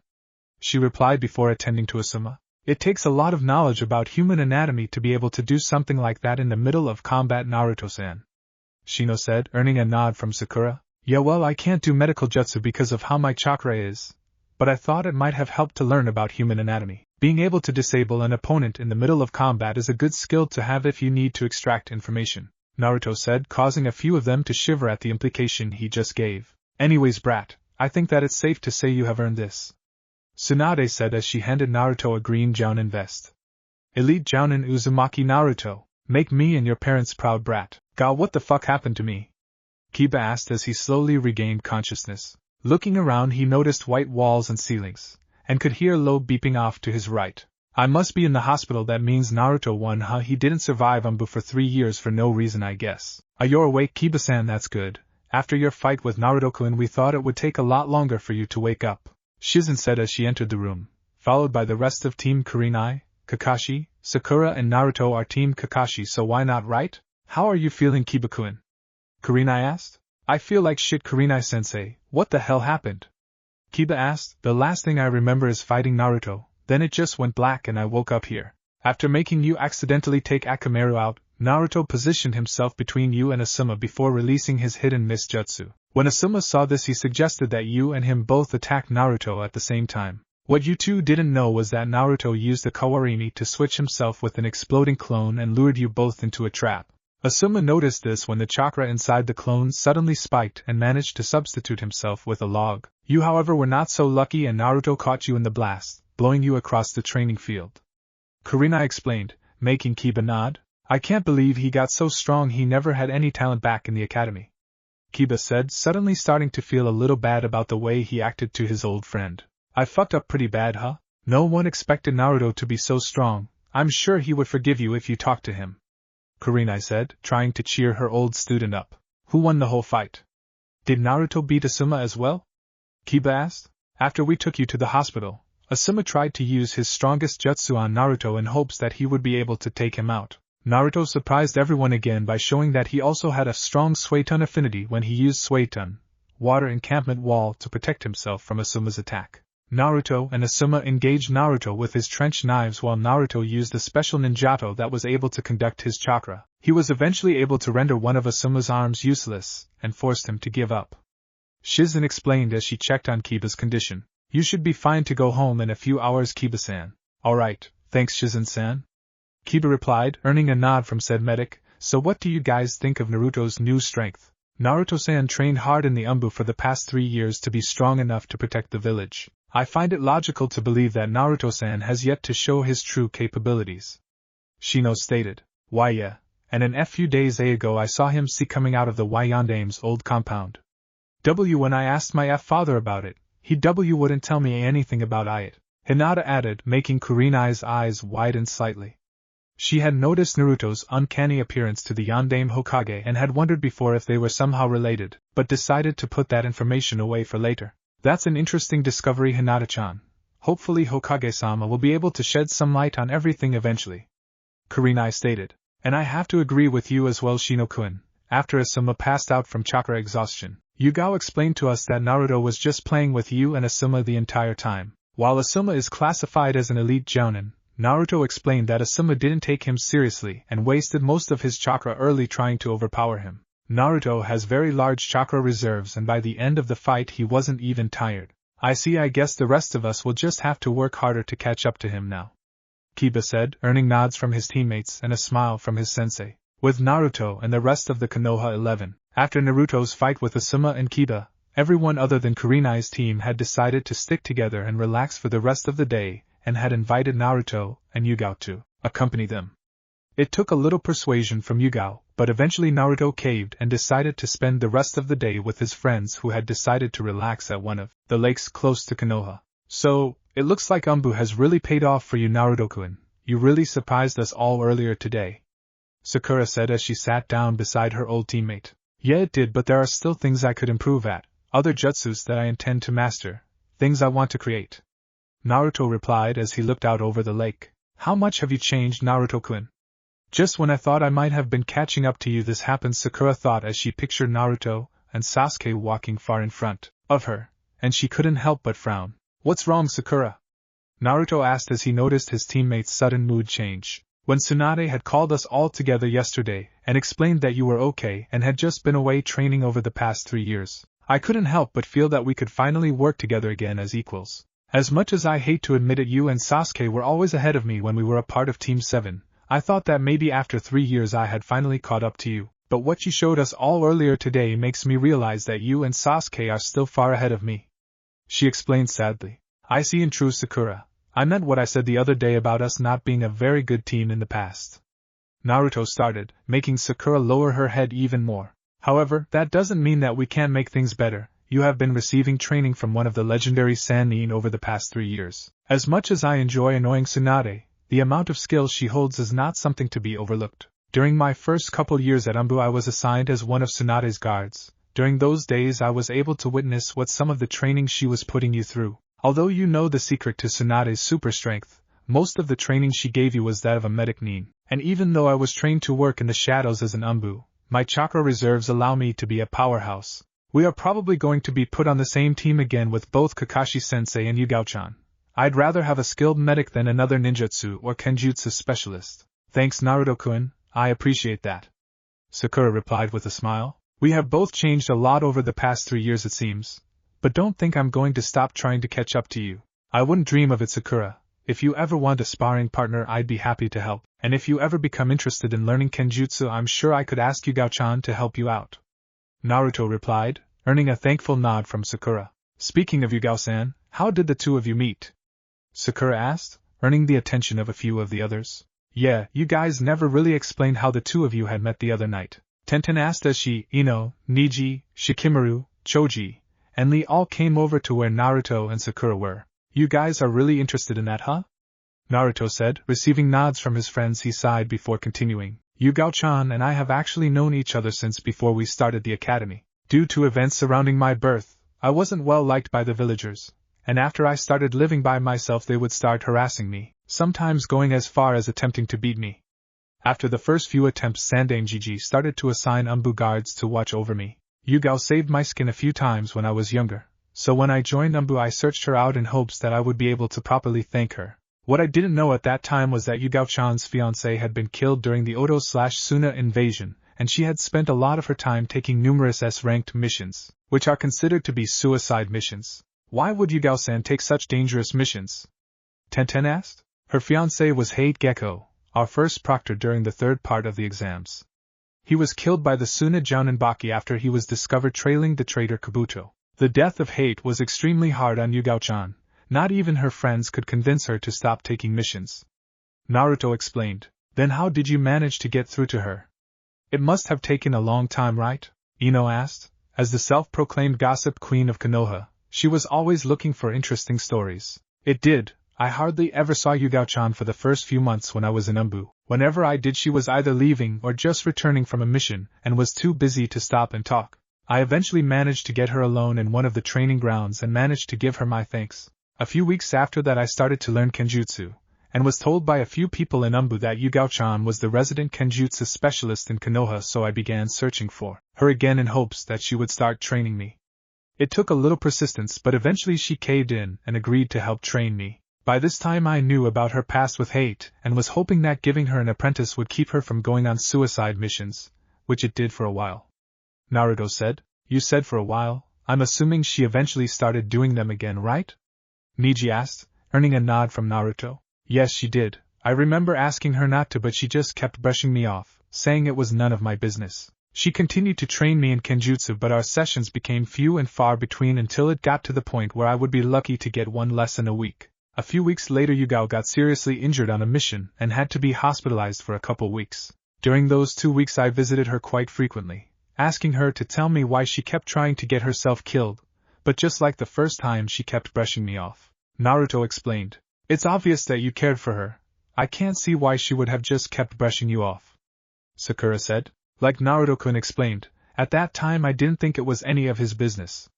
Came Yugao's voice from behind everyone as she looked at Naruto with a small smile. Naruto was very persistent in trying to get me to open up. During that time I didn't know that he already knew Hate, and was just trying to get me to open up to him by myself. But I guess I was taking too long because he eventually snapped on me. I had never seen Naruto lose his cool like that in all the years I had known him. It was a real eye-opener for me. Yeah, I know what you mean. It's strange when Naruto-kun gets upset. Sakura said, remembering the verbal lashing Naruto had given her the day before. It is, that day Naruto was able to remind me that I had other things to live for besides Hayate-kun. I had friends like Kurenai-chan and Anko-chan who would miss me, as well as people in Anbu, including Naruto. After that day I started taking less and less S-ranked missions, while taking more time to train Naruto in kenjutsu. We eventually went from being just work partners to friends, and he even managed to get me to open up about Hayate-kun's death. He doesn't give himself much credit for everything that happened, but the truth is that Naruto-kun changed my life. Had he not come by that day to ask me for training, I can safely say I would either be dead by now or still taking suicide missions as much as I could. Yugao said. Aw, it's almost romantic. Ino said with hearts in her eyes, earning a slight giggle from Yugao and a tick mark on Naruto's forehead. There was nothing romantic about watching someone close to me trying to kill herself, Ino-san. I'm just glad that I was able to help change Yugao-chan's outlook on life. Naruto said, suppressing the small amount of red that threatened to tint his cheeks. Right, that's why you're living together now, huh? Ino said, and then smirked as she saw Naruto stiffen slightly. Whatever, Ino, Yugao has no place to go right now, and I've recently come into some property that has a lot of available space, Naruto said quickly, hoping to defuse the situation before the gossip queen could get any more information from either of them. Yugao could only smile at Naruto's interaction with his old friends. She was happy for her friend being able to interact normally with his old friends. I hope you enjoy these few moments of peace you're having, Naruto-kun. With everything that is going to come to light soon, you're probably going to gain a lot more enemies. With the Jounin senseis a few hours later, Naruto-kun's flames of youth sure have brightened over the past few years, haven't they, my eternal rival? Guy said as the Jounins all sat together at one of the shinobi bars located around Konoha. You know what, Guy, for once I agree with you. Naruto-kun came a long way since joining Anbu. He has grown in ways I would have never imagined, Kakashi replied, earning a nod from Guy. I don't think that Naruto was ever a bad student, Kakashi-san, Iruka said, earning the attention of those present. During Naruto's academy days, a lot of the teachers there tried to sabotage his work and keep him back. If Naruto would have received proper training he deserved, then I think Naruto could have easily been Rookie of the Year. Yes, with proper training Naruto would have been quite the genin. If I had realized Naruto's hidden potential earlier, I might have been able to help push him in the right direction, but it took his teammate shoving an A-ranked assassination jutsu through his chest for him to change. Kakashi said in shame. It sucks about what happened with Sasuke, but Naruto turned out okay in the end. Maybe what happened with Sasuke was a blessing in disguise, Iruka said thoughtfully. What do you mean, Iruka-san? You are probably the closest thing Naruto has to a real family. How would having a roll ripped through his chest be a blessing in disguise? Kakashi asked with narrowed eyes.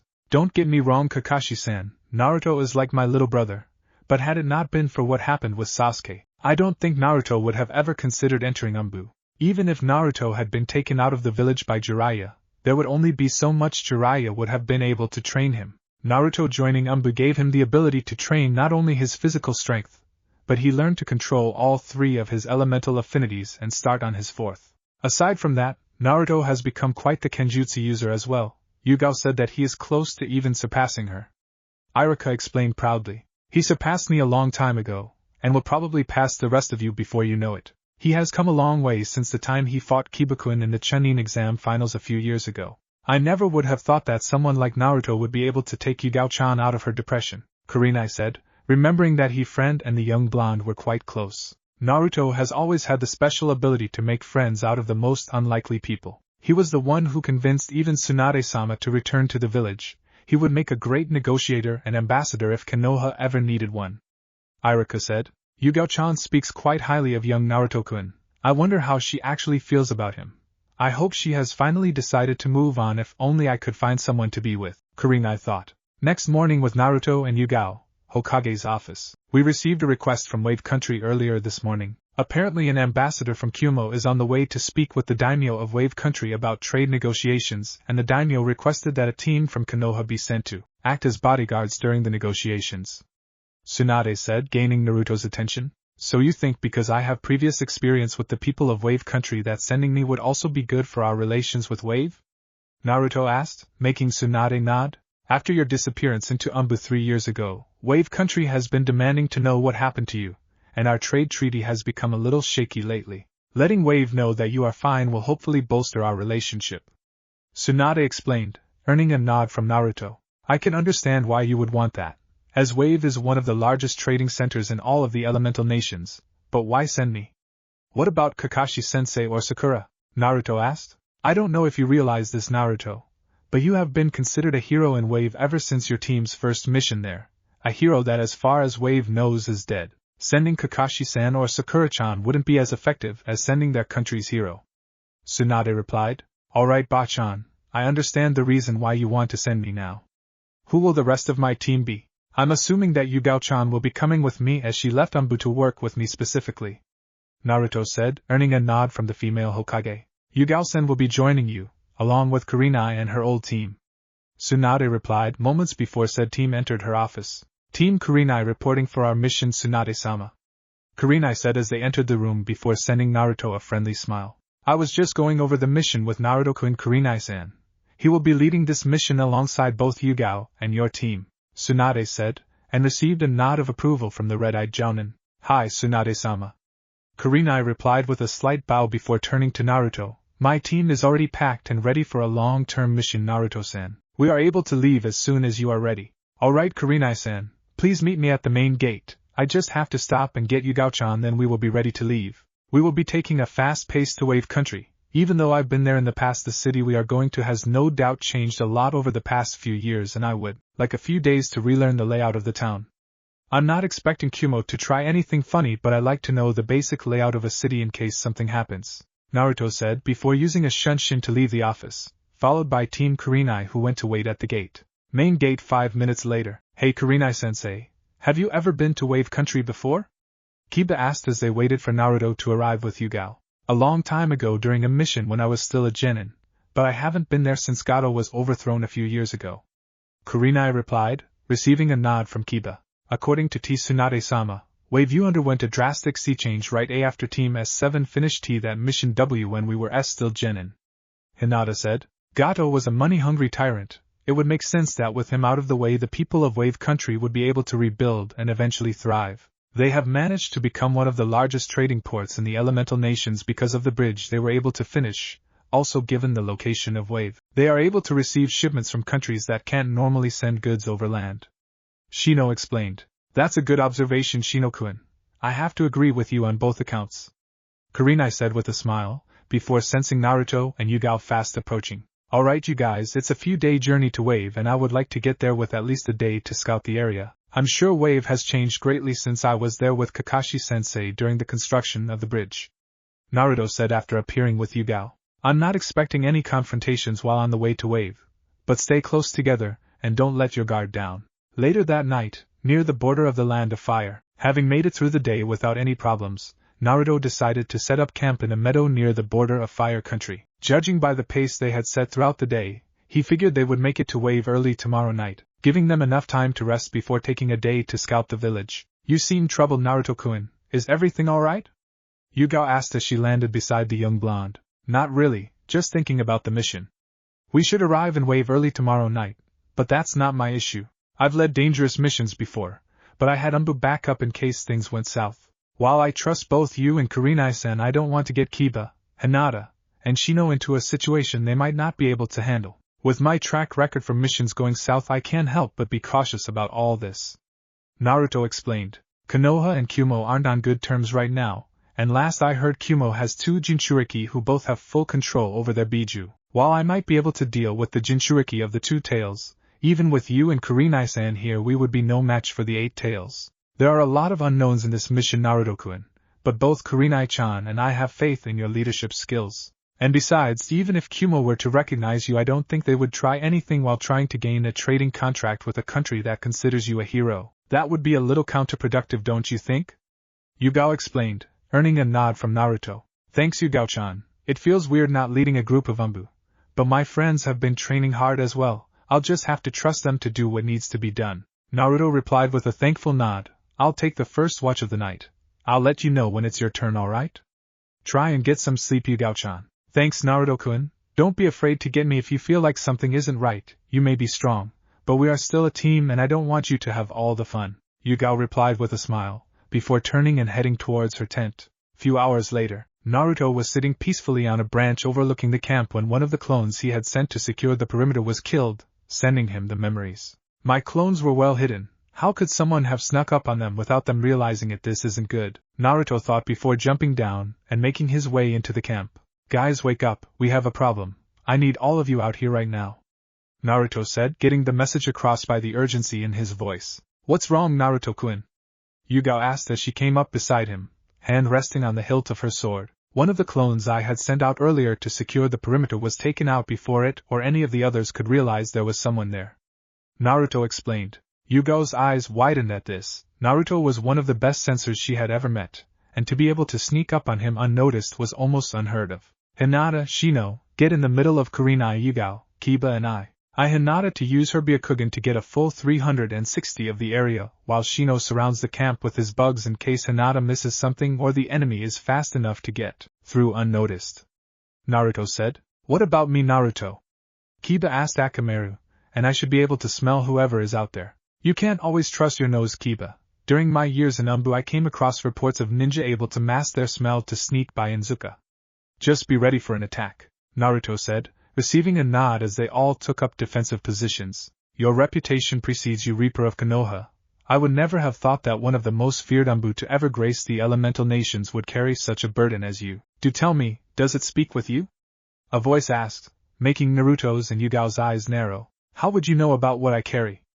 And as for your question, I haven't spoken with it in a long time. Naruto replied. I know many things about you, Reaper-san, and also about the organization that hunts that which is inside you, young Namikaze. The voice said, making Naruto's eyes widen, along with Kurenai's. You seem to know a lot about me, yet I know nothing about you. Why haven't you shown yourself yet? Are you a part of the Akatsuki? Naruto asked, acting calm on the outside, yet inside he was anything but calm. How would he know about the Kyuubi? And he also knows about my father. Those are two of Konoha's best-kept secrets. I'm not yet at full strength, Reaper-san. It wouldn't be wise for me to show myself to the world just yet. I could care less about what you hold inside you. What the Akatsuki intends to do is bound to fail in the end. Just remember that when I make my presence known, the Akatsuki will be the least of your worries. Farewell for now, Reaper-san. Make sure to cherish these moments of peace with your friends and the ones you love, for when I return this world will burn. We need to leave right now, Naruto said after a few moments of silence, earning nods from the rest of his team. After what just happened, nobody wanted to stay there any longer. Kurenai-san, Yugao-chan, come with me while the rest of you pack up and get ready to leave. He knew too much, Naruto-kun. The fact that he knows about what you hold, and who you're related to, is something that we should be worried about. He also said that he wasn't at full power, yet he managed to sneak up on us and take out your clones without them noticing. I hate to think of what someone like that might be capable of when at full power. Yugao said after the three of them had gotten far away enough from everyone else. I agree, he knows who I am and what kind of reputation I carry, yet he wasn't fazed by that. I need to let Tsunade-sama know about this, Naruto said before quickly taking out a scroll and writing a few things before making hand signs. Kuchios no Jutsu, Naruto said before a small puff of smoke appeared and a small toad popped out. I need this message delivered to the Hokage immediately. Make sure no one but her sees it, as it contains some of Konoha's best-kept secrets, Naruto told the toad before handing it the scroll. Naruto, is what he said true? Are you really a Namikaze? Kurenai asked, making Naruto sigh. Yes, Kurenai-san, I am. My real name is Naruto Uzumaki Namikaze, son of Yondaime Hokage Minato Namikaze and Konoha's red-hot-blooded habanero Kushina Uzumaki, who, like me, was the Jinchuriki of the Kyuubi. Naruto explained, making Kurenai's eyes widen. But right now that's the least of our concerns. I trust that you will be able to keep this to yourself until Bachan and I decide to make the announcement. Of course, Naruto, you have my word that I won't tell anyone about this. Kurenai replied. Thanks, Kurenai-san. Now we should head back. Looks like they are pretty much done packing up. Naruto replied before heading back to the camp. Alright, I've sent a message to Tsunade-sama letting her know of our current situation. We will not be stopping until we reach Wave this time. I want you all on high alert in case something like that happens again. He was able to kill my clones and slip by without any of them noticing, as well as slipping past Hinata's Byakugan. If we have to stop for any reason, I don't want any of you wandering off by yourself. Pick a partner now and you two will stick together until we reach Wave, and after that formulate a better plan. Naruto explained as he stood beside Yugao, Kurenai with Hinata, and Kiba with Shino. I do not think we will have another run-in with whoever that was, but regardless of that, this mission just became a lot more deadly, and I don't want any of my friends to die. Now let's go. With Tsunade. Tsunade was in the middle of a meeting with both Jiraiya and Kakashi concerning the Akatsuki when a small puff of smoke appeared on her desk. Tsunade-sama, Naruto-san sends you a message stating it was for your eyes, and your eyes only. The small toad said before disappearing again. What has the brat gotten himself into now? Tsunade sighed out as she unfurled the scroll and started reading it. Upon reading it, however, her demeanor changed, and her eyes widened slightly. What happened with Naruto-kun, Tsunade-sama? Kakashi asked, put off by the blonde Hokage's sudden change. Naruto and his team stopped on the border of Fire Country for the night, and Naruto decided to take first watch while his teammates slept. A few hours into his shift, Naruto's clones were killed without any of them sensing who did it. Tsunade said, making Jiraiya's eyes widen. Bullshit, even I have troubles just sneaking past Naruto and his clones, especially when they are hidden. Naruto is almost as good as me when it comes to stealth, Jiraiya said, surprised that someone would be able to kill multiple of Naruto's shadow clones without one of them sensing who was there. That's not all. Whoever did that was able to sneak up on the team and speak with Naruto, even though Hinata was using her Byakugan and Shino had his bugs surrounding the area. He knew the kind of reputation Naruto had, as well as the facts that he is Minato's son and is the Jinchuriki of the Kyuubi. Tsunade explained. Impossible, those are some of Konoha's best kept secrets. The only person who knows where documents like that are held is the Hokage. Kakashi said, was he part of the Akatsuki? According to Naruto he isn't, going on to quote that what the Akatsuki is planning to do with the Biju is bound to fail, and later telling Naruto to enjoy the peace with his friends and loved ones because the next time he makes his presence known he promises to make the world burn. So what you're saying is that this person was able to kill Naruto's clones without being caught, but was also to hold a conversation with Naruto's team who, might I add, have a Hyuga, Aburame, and Inzuka on it, without being seen, sensed, or smelled? Jiraiya asked, earning a nod from Tsunade. This isn't good. We should send a team of Anbu to investigate the area to see if they can find anything. No doubt Naruto will already be on the move again. You could send another team as backup, but by the time they got there the negotiations would probably already be finished, Jiraiya said. Agreed, I'll send a team of Anbu to search the area where Naruto and his team set up camp. Jiraiya, I want you to ask around your spy network, see if anyone else has had a similar experience as this, or at the least try and figure out who might be capable of something like this. Tsunade ordered, earning a nod from Jiraiya before he shined out of the office. Kakashi, I want you to lead the Anbu team in charge of searching the area Naruto encountered this person. Your Sharingan will be useful in picking up chakra signatures and tiny details other people might miss. Hi Tsunade-sama, Kakashi said before also using a shunshin to leave the tower. Why can't you ever do something simple without turning it into a big pile of paperwork? Be careful Naruto-kun, too many people care about you for you to kick the bucket this early. Tsunade said as she gazed out the window. A threat supposedly bigger than the Akatsuki, we need to be ready for anything.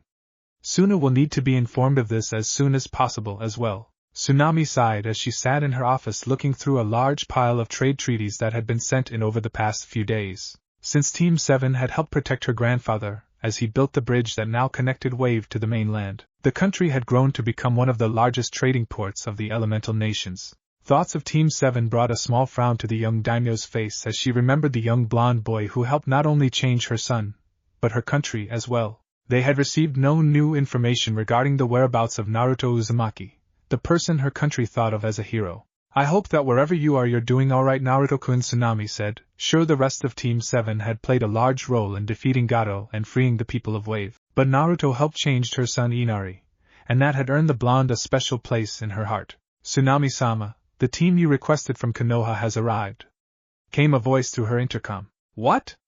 Already, they weren't supposed to arrive for another day at least, Tsunami said to herself before telling her secretary to let the team in. Hello Ninja-san, sorry if I seem a little disorganized but I wasn't expecting you till later tonight or tomorrow, Tsunami said apologetically. Sorry, I had planned to arrive later today but my team and I had a little incident, so to speak, and I thought it would be best for us to arrive as soon as possible. The hooded figure at the front said, I'm sorry if we have caused you any problems with our early arrival. Not at all Ninja-san, Tsunami replied with a smile, just caught a little off guard is all. Something about the one with the cloak is familiar. Alright Daimyo-sama, let me introduce the team that will be acting as your security during your negotiations with Kumo, the hooded figure said, receiving a nod from Tsunami. Yugao Yuzuki, Konoha's resident Kenjutsu specialist, Kurenai Yuhi the Genjutsu mistress of Konoha, along with her old team, Kiba Inzuka, Shino Aburame, and Hinata Hyuga, all of which are excellent trackers with abilities trained for tracking enemies. A very prestigious team you have here Ninja-san. I've heard a lot about both Yugao and Kurenai, Tsunami said. While Wave wasn't as militaristic as most of the other nations, as daimyo she made sure to keep track of top-ranking shinobi from around the elemental nations. And who might you be? Most people know me as Konoha's Reaper. Naruto started before removing his hood, making Tsunami's eyes widen, but I would prefer it if you just called me Naruto. And Naruto-kun, Tsunami said, shocked at the change Naruto had undergone. Last time she had seen the blonde he was just a runt who had one of the shortest attention spans she had ever seen. In front of her stood a man that radiated power and respect, who she had to admit was quite handsome. What's more is that he claimed to be Konoha's Reaper, someone she had been keeping tabs on since she first heard about him. Hello again Tsunami-chan, I see you have become Wave's daimyo, congratulations. How have Inari-san and Tazuna-san been doing? Naruto asked, shocking Kurenai at the way he addressed Wave's leader, while Yugao just shook her head. Naruto-san, you shouldn't address the daimyo like that, it's disrespectful. Kurenai scolded the blonde. It's quite alright, Kurenai-san. Naruto-kun did a lot for not only the country of Wave but for my family as well, Tsunade said with a smile, silencing any further scolding by the red-eyed jounin. I really didn't do that much, Tsunami-chan. Kakashi-sensei and the rest of Team 7 played their part, as well as Zabuza-san and Haku-san, Naruto said with a smile, remembering the person he considered his first friend from outside the village. Such humility, Naruto-kun, it would seem that more than just your body has matured over the past few years.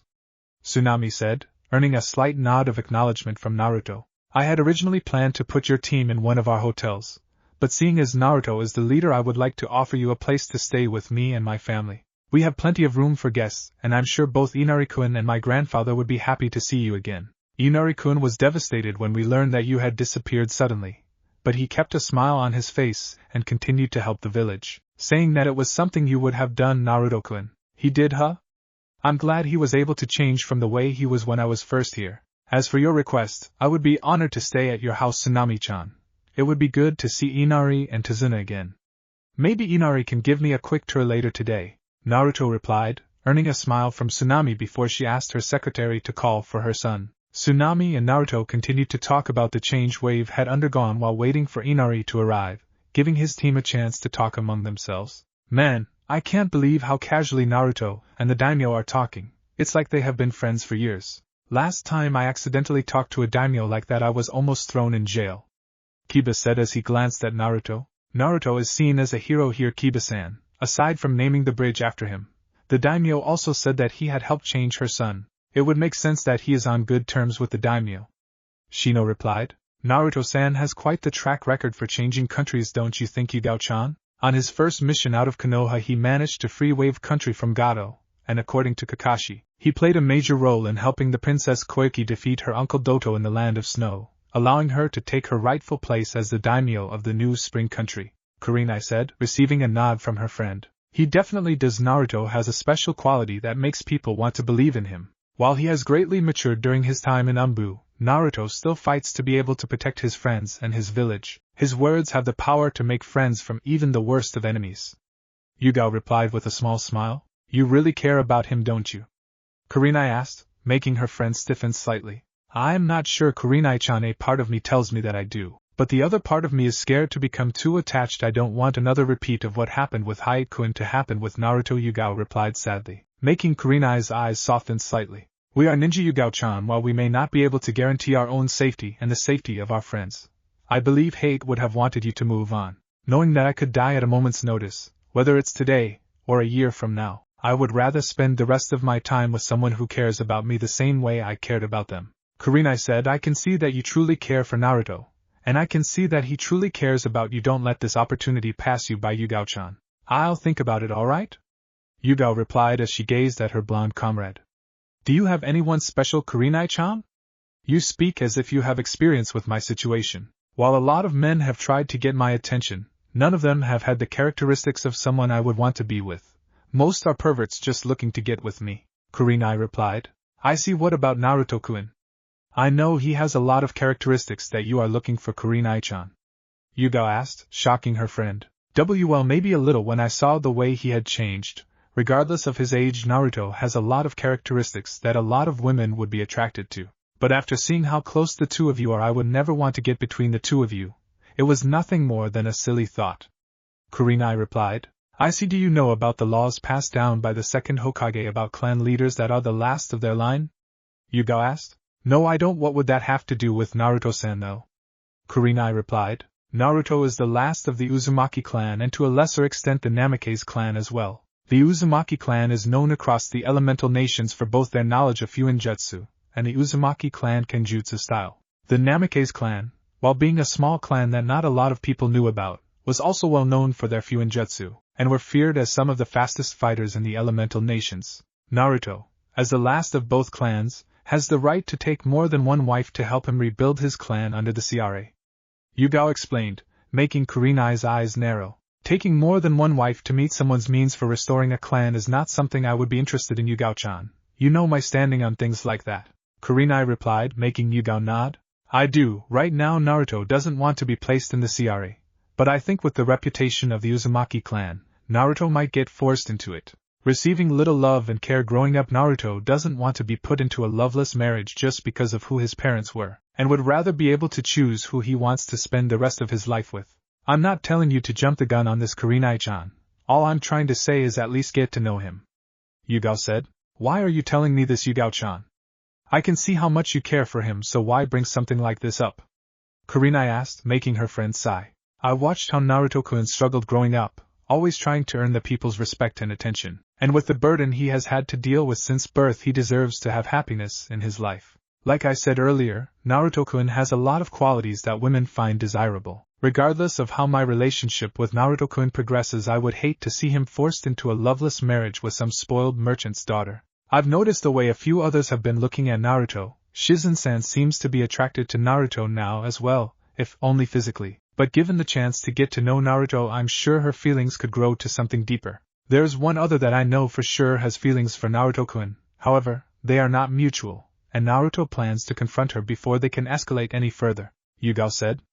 Kurenai had a feeling that she knew who the mystery girl was, although she hoped she was wrong for the sake of her students' happiness. I see, I'll think about it, I guess, but I won't make any promises, Kurenai said, making Yugao nod shortly before a knock was heard and the door started to open. You called for me, Ka-chan?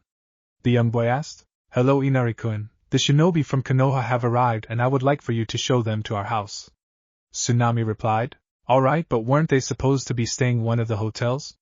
Inari asked. At first I had planned to put them in one of our newer hotels, but a certain development has made me change my mind. Tsunade replied, earning a nod of understanding from her son. Ka-chan, did you ask them about Naruto-Nizan? Inari asked hopefully. I didn't have to, Inari-kun. Naruto-kun is here and is the one leading the team assigned to protect me during our talks with Kumo, Tsunade said, making Inari's eyes widen as he studied the Konoha shinobi in more detail, eventually coming to the form of a smirking blonde. Ni-san! Inari yelled as he ran and hugged Naruto, earning a chuckle from said blonde. Hey there, Inari, you sure have grown over the past few years. Your mother has told me a few interesting stories about you, Naruto said with a smile. What happened to you? We heard you just disappeared. We had thought you died. Everyone was so upset. Why did you just disappear, Inai-san? Inari asked sadly. My old teammate Sasuke decided to betray my village. I failed to get him to return, and it almost cost me my life. I had a lot of time to think about how my career as a shinobi had been up until that point, and I decided I had to make changes. I joined Konoha's Anbu forces a couple weeks later and trained under some of the best shinobi in Konoha for a couple years before making a name for myself, Naruto said, earning a nod from Inari. I understand, Inai-san. From what I read about Konoha's Anbu, they try not to bring attention to themselves. Maybe you can tell me some stories later, Inari said with a smile. Sure thing, Inari. But me and my team are tired. Please lead us to your mother's house and we can talk more there, alright? Naruto said, earning a nod from Inari before giving his mother a slight bow and leaving her office, followed closely by Naruto's team. Few hours later, after Inari had shown Naruto's team to where they would be staying, Naruto had asked Inari to take them on a quick tour of the village. Naruto had noticed the main part of the village had stayed pretty much the same, but had to go over the newer area surrounding it a few times so he could remember the layout and formulate a plan for his team later. After that, Kurenai and her team had retired to Tsunade's house to get a bit of rest while Yugao found a quiet place to practice her kenjutsu, leaving Naruto and Inari alone sitting on the beach. So what happened after you left here, Ni-san? Inari asked, wanting to get as many stories out of Naruto as he could. Well, a few months after my team returned to Konoha, we participated in the Chunin exams. Looking back at how I was back then, I'm surprised I was able to make it as far as I had. However, there was an invasion at the end of the exams. The traitor Orochimaru had tricked Suna into a joint attack, hoping he would be able to get revenge on the village he thought had wronged him. The battle was tough and many shinobi were lost on both sides, including both Suna and Konoha's Kage. I fought and eventually defeated Suna's Jinchuriki after he gave his demon full control by summoning the boss Toad Gamabunta, and having him get close enough for me to wake him up since he had to fall asleep to give the demon complete control. Since that time we have become close friends. By that time Orochimaru had fled the village after our Sandaime Hokage sacrificed himself in attempts to seal away Orochimaru's soul. Naruto said. Whoa, what happened to the Suna ninja? You said they were tricked, right? Inari asked. They were. Orochimaru had killed the Kazekage and was impersonating him for his own gains. By the time Konoha had learned about this, Suna had already retreated back to their village. After negotiations, Suna and Konoha became allies, with Konoha's new Hokage asking for Suna's help during my mission to retrieve Sasuke, and they arrived just in time to save my friends. Naruto explained. Naruto went on to explain the reason as to why Sasuke left, and telling Inari of his fight with his old friend, leaving out the part of using Kyuubi's chakra as he thought that was something Inari didn't need to know. They talked for a few more hours as Naruto told Inari about his time in Anbu, meeting Yugao, and some of the missions they had gone on together. You and this Yugao girl seem really close, Ni-san. I'd really like to meet her. Inari said. Well, you can. She is here with my team as part of your mother's security, the one with the purple hair. Naruto said, receiving a nod from Inari. Are you two like dating? You sound like you care about her a lot. Inari asked. I do care a lot about her, but we aren't dating or anything like that, just friends for right now. Naruto said replied. Do you want to date her? Inari asked, making Naruto stop to think. Did he want to date her? He had to admit she was very attractive and strong, two qualities that Naruto would look for in someone he wanted to be with, but she was also caring and nice. They had been through a lot together over his few years in Anbu, and Inari was right, they had grown very close. Truthfully, I would. Yugao-chan and I have been through a lot together over the past few years, and like you said, we have grown very close. However, Yugao-chan lost her fiancé before the invasion during the Chunin exams, and I'm not sure if she has moved on fully yet, or even if she feels the same way about me as I do her. You have to understand, Inari, that with the life we live it's hard to find love, and even if you find it there is no guarantee on how long it will last. There are also certain things about me that will make it difficult for me in the future. I have a lot of powerful enemies right now, and I'd hate to put someone like Yugao-chan in harm's way just for my personal gains, Naruto said, receiving a nod from Inari. I'm sure it will work out, Ni-san, but we should get back home now. It's almost dinner time, and I'm sure there are things that my mother wishes to discuss with you, Inari said before standing up and walking back towards the village. You think so? Well, I hope you're right, Naruto said to himself as he too stood up and walked back to the village. Next day, late afternoon, Inari had been right. After dinner, Tsunade had taken Naruto and his team aside to discuss what the plan for the meeting was. Naruto and Yugao would accompany Tsunade to the meeting, while Kurenai and her team would set up a perimeter. In the off chance that the Kumo shinobi recognized Naruto as Minato's son, they hoped that Tsunade's plan of having Wave's hero present would be enough to make Kumo not want to start anything. Adding one of the best Kenjutsu users in the elemental nations as extra backup was just extra precautionary measures. Naruto and Yugao were currently wandering around the city, hoping to spot the team from Kumo that they heard had arrived earlier, but so far they had had no luck locating them. You're sure they are here, Naruto-kun? Maybe Tsunade-san had wrong information. Yugao asked. I don't think so, the meeting is tomorrow, they have to be here somewhere. Naruto said before feeling a somewhat similar presence. Come with me, Yugao-chan, I think I know where they are. How? Yugao asked as Naruto led her through the streets, stopping a little bit away from one of Wave's newer hotels, and then noticed some Kumo shinobi standing outside it. I knew it, Naruto mumbled, earning Yugao's attention. Knew what, Naruto-kun? She asked. That blonde kunoichi, the one with long blonde hair, can you see her? Naruto asked, earning a nod from Yugao after a few moments of searching for her. What about her? She asked. She is Yugito ni, Jounin of Kumo, and is also the Jinchuriki of the Two Tails.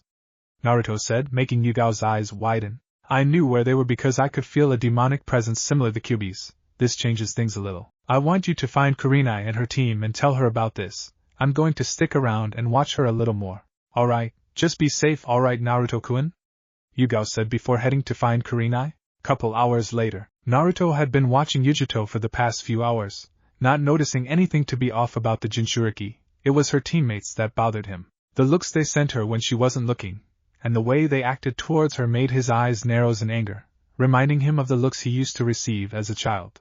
I shouldn't be surprised. Kumo is a village that prides itself on its militaristic strength. It would make sense that Jinchuriki would be seen as nothing more than tools, he said to himself, and then watched as Yugito left, heading towards one of the docks. Summoning a toad, Naruto gave it a message to deliver to Yugao and Kurenai, telling them he was going to follow Yugito for a while longer before returning to Tsunade's for the night. Having sent the message, Naruto left the cover of the alleyway and continued to follow Yugito through town. Coming to one of the docks farthest from the market area, Naruto watched as Yugito appeared to be meditating. You know you don't have to hide from me. I could sense your presence since leaving the hotel, she said as she looked towards the spot Naruto was hiding. Impressive. Not many people have the ability to sense me while I'm trying to stay hidden, but I guess you have something inside that helps you with that, huh? Naruto said as he appeared at the end of the dock, shocking Yugito. What are you talking about? Yugito stammered, I sensed you with my own skill, nothing more. Cut the act, I know who you are. Yugito ni, Jounin of Kumo, Jinchuriki of the two-tailed Hellcat. Naruto said, shocking Yugito. How do you know that? Does Konoha have spies in Kumo? Yugito asked as she got into a fighting stance. Easy, Yugito-san, I do not want to fight. Naruto said, making Yugito relax slightly. As for your question, no, Konoha doesn't have spies located in Kumo, and the reason for how I know doesn't matter. If you ask your tenant, I'm sure she will be able to tell you. While Naruto didn't rely on the Kyuubi's chakra, during his years in Anbu he had learned of the other Biju from the fox sealed inside him. While he knew the Biju didn't have actual genders, they act and sound a certain way, and some took the way they were addressed more seriously than others. How would he know about Unibi? If Konoha doesn't have spies in Kumo, there would be no possible way he would know about that, as the bingo book doesn't have me listed as a Jinchuriki. The reason he knows is because, like you, he is also a Jinchuriki, though I cannot sense what one of us he holds. He must suppress his Biju's chakra. I can only sense a small amount coming off of him. Be careful, Yugito-chan. Even if he doesn't use his Biju's chakra, I can sense a powerful aura coming from him. I see your tenant has told you of what I am. As I said, I do not wish to fight you, Yugito-san. I just wanted to talk. Naruto said, earning a nod from Yugito. She told me what you are, but couldn't tell me what Biju you hold. You know a lot about me, but I know nothing about you, Shinobi-san. Yugito replied. Indeed you don't. My name is Naruto Uzumaki, elite Jounin of Konoha, Jinchuriki of the nine-tailed demon fox. Naruto said, mind if I sit with you? Sure, as long as you don't try anything. Yugito replied, earning a nod from Naruto as he took a seat next to her. Like I said, Yugito-san, I didn't come here to fight. How long did you know I was following you? Naruto asked. Nibi alerted me to your presence when I was at the hotel. I did not, however, expect you to follow me out here. Yugito replied as she gazed across the ocean. I see. As a team leader I was curious as to who Kumo would send. With the threat of the Akatsuki looming overhead, I didn't expect them to send one of their Jinchuriki on such a low-ranking mission. Naruto replied, making Yugito look at him questioningly. Akatsuki? Who or what is that? She asked. I see she doesn't even know that there is an organization of S-ranked criminals after her. I'm surprised you don't know who they are. The Akatsuki is a group of S-ranked ninja from around the elemental nations that is currently hunting people like you and me, Naruto replied. Right now we only know of two of their members, one being Itachi Uchiha, S-ranked criminal of Konoha, Uchiha prodigy that had entered Anbu by the age of 10, and was an Anbu captain by age 13, and is said to have been one of the strongest Uchihas since Madara. Not sure if that's actually in canon or not, but roll with it. Anyways, Itachi's a badass. His partner is Kisame Hashigaki, nicknamed the Tailless-Tailed Beast because of his supposed superhuman chakra levels, and is said to have been one of the strongest shinobi to ever come out of Kiri. Naruto said, shocking Yugito. If the rest of the members were anything like Itachi and Kisame, the Akatsuki would be a serious threat to any of the Jinchuriki. Why are you telling me this? Would it not be easier for Konoha if other villages' Jinchuriki are captured? Yugito asked. I believe you're missing the larger picture here, Yugito-san. An organization of S-ranked criminals with members like Itachi and Kisame wanting to gather the tailed beasts would be anything but good. We have yet to learn of their true intentions, but whatever it is I can guarantee it would be anything but peaceful. And besides, us Jinchuriki need to stick together. I saw the looks your teammates were giving you at the hotel. I received them a lot when I was younger. In fact, I received them up until I disappeared 3 years ago. Naruto said. My life in Kumo isn't all that bad. The Reikage's younger brother is also a Jinchuriki, and has looked out for me since my mother died. So I'm pretty close with the Reikage and most of the village accepts me. Some, like the two you saw earlier, can't see past my inner demon even though I have full control of her. Yugito said sadly, earning a nod from Naruto. But even if most of the village accepts me, I still don't have a lot of friends back home. I see, you've had it a little easier than I have at least. Naruto said, earning Yugito's attention again. Growing up I never knew my parents. I lived in the orphanage until I was kicked out at the age of 6. The Sandaime Hokage was the only person who treated me nicely until my last year at the academy, where I earned friends and also a brotherly relationship with my sensei. I didn't even know I was a Jinchuriki until I was tricked by one of the teachers to steal the forbidden scroll after my 3rd time failing the academy. He told me if I could get the scroll I would pass and be able to become a genin. Turns out he was working for the traitor Orochimaru, and he tried to kill me. He told me about how our Yondaime Hokage couldn't kill the 9 tails, and instead had to seal it away. Something tells me that there is more where this came from. How could you live through all that and still be sane, not wanting to kill everyone? Yugito asked. I will admit I thought a lot about getting revenge when I was little, but I eventually found friends and people I could consider a family. I had finally gotten a little of the recognition I had always wanted growing up, and that's what stopped me from growing up to become a killer. Naruto said with a smile. I see. Nibi also tells me that you probably don't use or rely on your Biju's chakra. With that said thought, she also says I should be wary of you because of the powerful aura she can sense coming off you. She says you're most likely the domina. Yugito started, then stopped, blushing crimson as her inner demon continued her train of thought. Heh, perverted demon cat, never thought I'd see something like that. Naruto said with a smirk, earning a glare from Yugito. But if you must know, I don't use the Kyuubi's chakra. I used to have to rely on it a lot when I was younger, but after certain events I decided it was time for a change. I joined Konoha's Anbu when I was 13 and only recently returned to Konoha's regular shinobi forces. This is actually my first mission as an elite jounin. Naruto said. As for being dominating, couldn't tell ya, but something tells me that would be a role you would play. Don't encourage Nibi, Naruto-san, Yugito said with a blush, earning a laugh from Naruto. Sorry Yugito-san, I couldn't help myself. I'm sorry, but I should probably get back to my team. Remember what I said about the Akatsuki, Yugito-san. Pass on the message to both the Reconnecting and his younger brother. I would recommend not going on any missions alone until something is done about them, Naruto said before digging into his pocket and pulling out a sealing tag Yugito didn't recognize and handed it over to her. What is this for, Naruto-san? Yugito asked. It's a reverse sealing tag specifically designed by me for my friends. If you are in danger, pump chakra into the tag and I will be able to teleport to you. You can only use it one time though before it runs out, Naruto explained, making Yugito's eyes widen. Why are you giving this to me? She asked. As someone who is not only a Jinchuriki, but has also shared a similar past with me, we should stick together. Look out for the Akatsuki, anyone wearing a black cloak with red clouds, they are very powerful.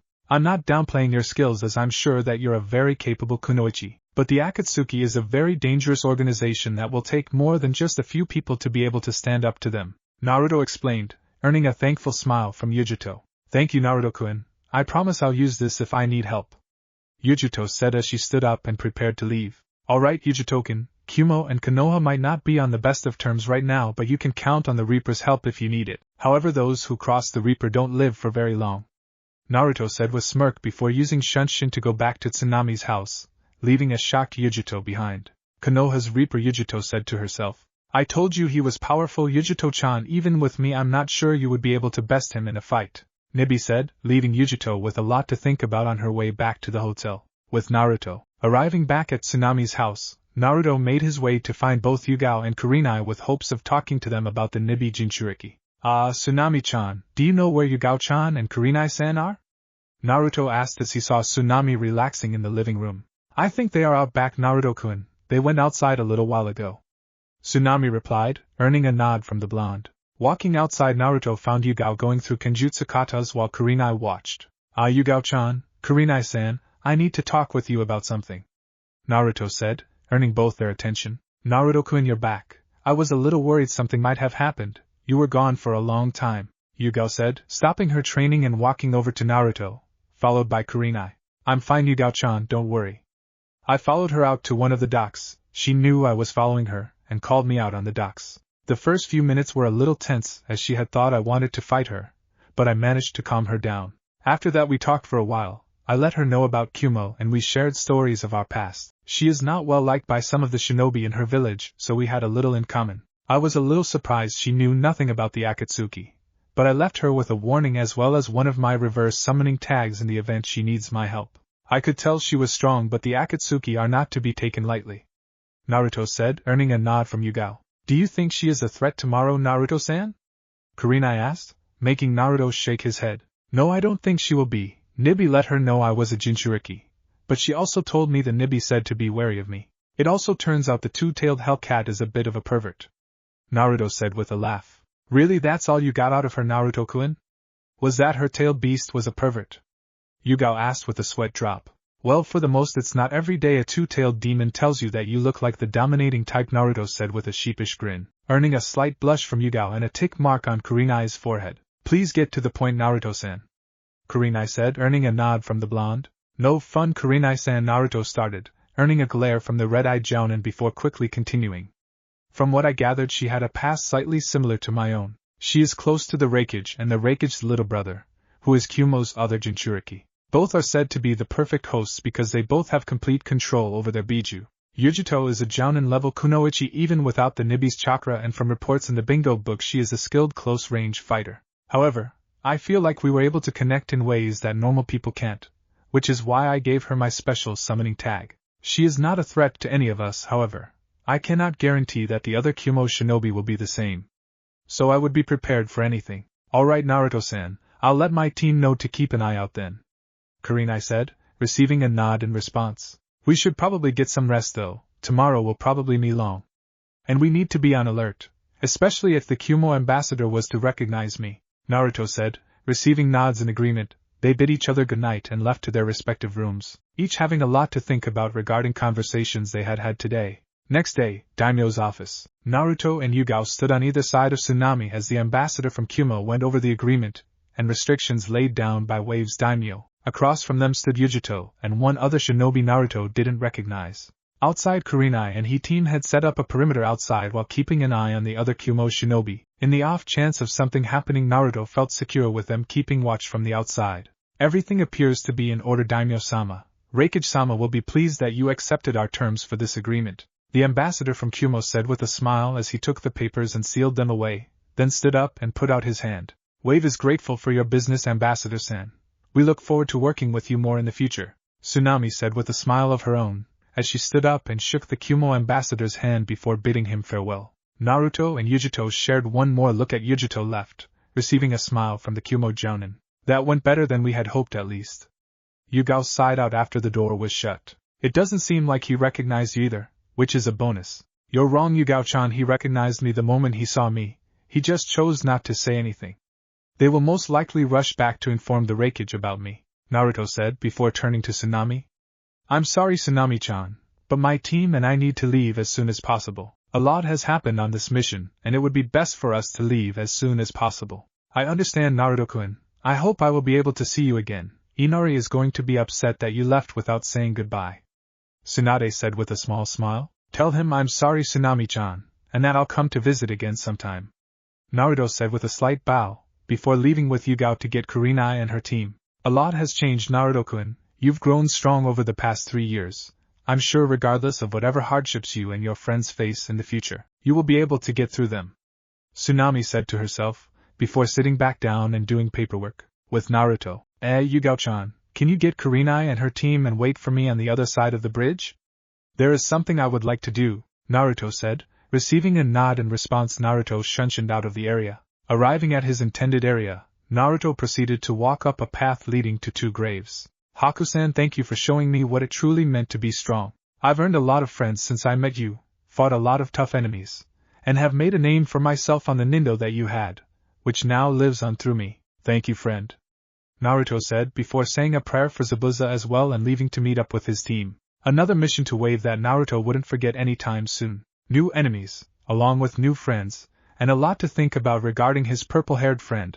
Little did he know that Yugao was having similar thoughts about him. Eventful mission indeed. Konoha, day after Naruto's return. Upon arriving home the previous day, Naruto had asked Tsunade what she had done about the letter he had sent her, getting the reply that she had sent an Anbu team led by Kakashi to search the area, but wouldn't be expecting a reply till the next day. Naruto had given her his mission report before agreeing to meet her back at the tower the following day. Naruto was now on his way to the Hokage Tower, Yugao following slightly behind him. Do you think Kakashi-senpai is back yet, Naruto-kun?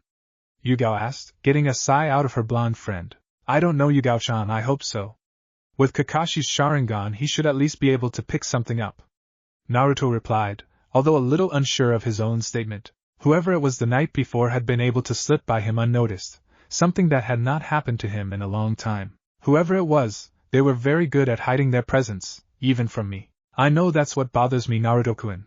What if he comes back before we are ready for him? Yugao asked. A sense of hopelessness laced her voice that Naruto hadn't heard in a very long time, making his eyes soften slightly. Honestly, I'm not sure, Yugao-chan, Naruto started, but from what I gathered from our brief encounter he still had a long time to go until he had reached his full power. Same goes for both of us as well.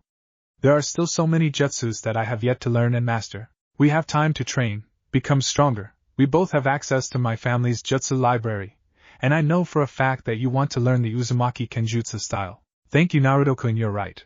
We both have time to grow, along with everyone else. You don't have to shoulder this burden on your own. I'll always be there to help you, and I'm sure there are others who feel the same way. Yugao said with a smile, earning a nod in return from Naruto. Thank you, Yugao-chan. I know that I have people I can count on in the Leaf, as well as other areas around the elemental nations, but we will all need to be at our best to deal with not only the Akatsuki, but this new threat as well. Naruto replied, but we should hurry to see Bachan. She said that Kakashi should be arriving around this time and I would like to be there for his report. Yugao replied with a nod as both she and Naruto quickened their pace towards the Hokage Tower. Hokage Tower. Tsunade sighed as she gazed at the scarecrow jounin that had just entered her office. She could tell from how he held himself that they hadn't found much, if anything, as to who Naruto might have encountered the night before. Pressing the button on her intercom, she called for Shizen to send someone to find Naruto. No need for that, Bachan. I'm already here, Naruto said as he entered the window, making a tick mark appear on Tsunade's forehead. Sorry, Tsunade-sama, I tried to stop him, but he isn't a very good listener, Yugao said as she too appeared in the window. Tell me something I don't already know. Tsunade scoffed, earning a smirk from Naruto as he took a seat beside Kakashi, Yugao sitting next to him. So did you manage to find anything, Kakashi-sensei?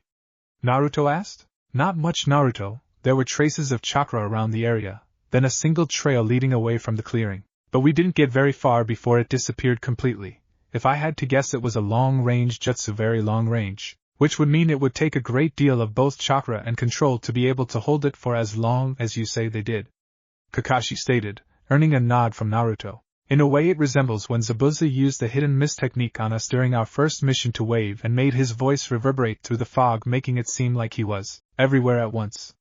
Naruto summarized, earning a nod from Kakashi. The Cyclops is right, brat. I could sense the chakra was being sent from far away, but inside the seal I couldn't tell just how far. The chakra felt old, almost very old, full of memory and anger. A voice inside Naruto's mind spoke, making the blonde's eyes widen slightly, attracting the attention of the others.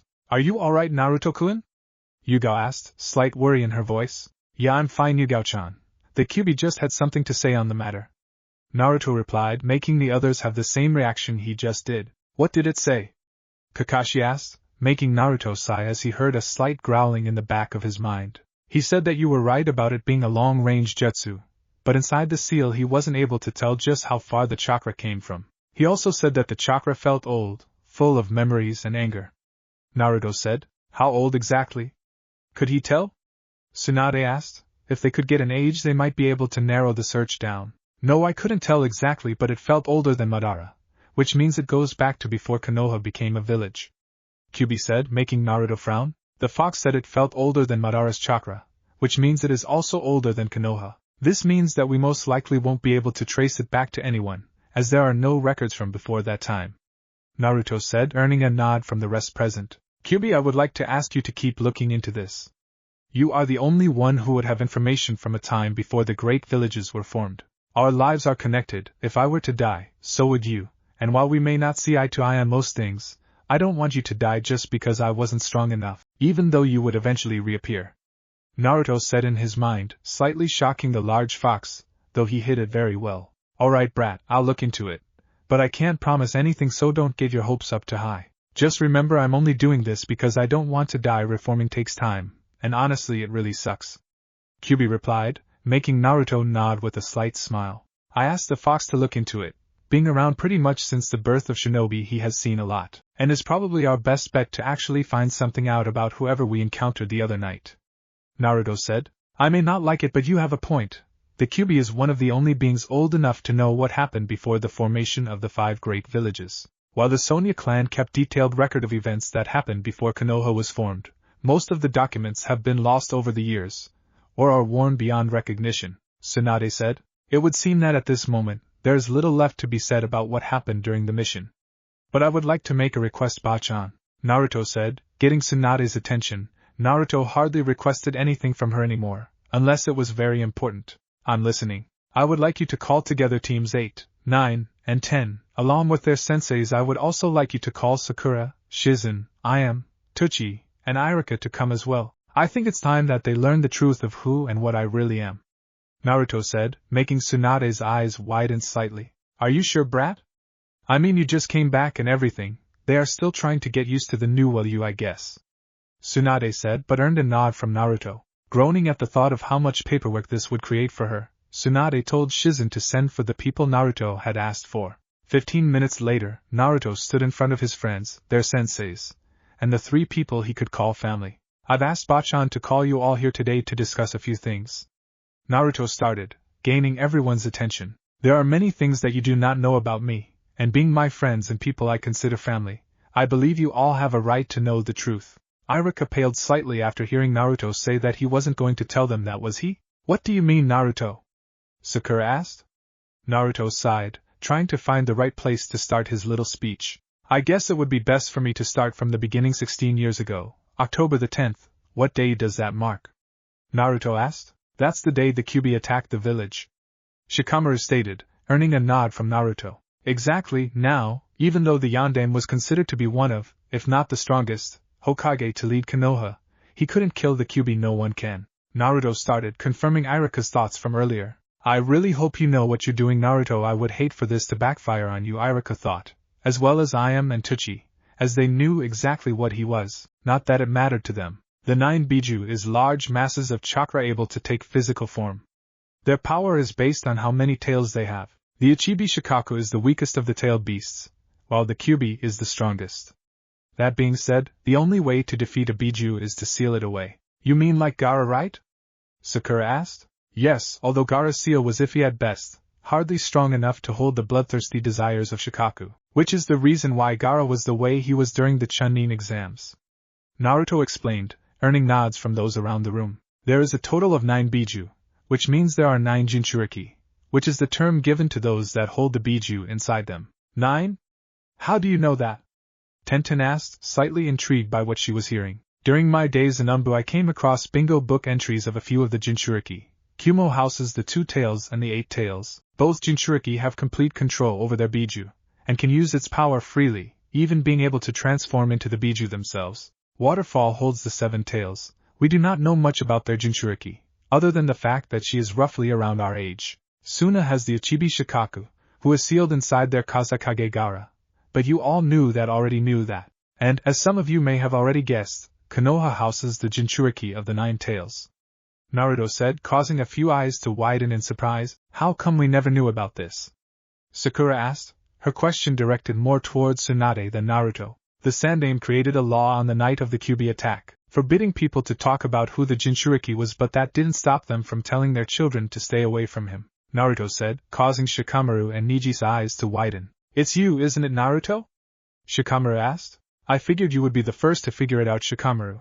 It would seem that you and Niji figured it out as well as Shino, Naruto said, earning the attention of those that had not yet figured it out. That's what you meant in the Chunin exams, isn't it, Naruto, about knowing my burden? That would also explain the red chakra I saw when you reopened your chakra points, Niji said. Knowing the truth, Niji felt ashamed of how he had talked to Naruto that day, something that Naruto picked up on. Yes, it is Niji. However, I do not want you to feel bad about anything that happened that day.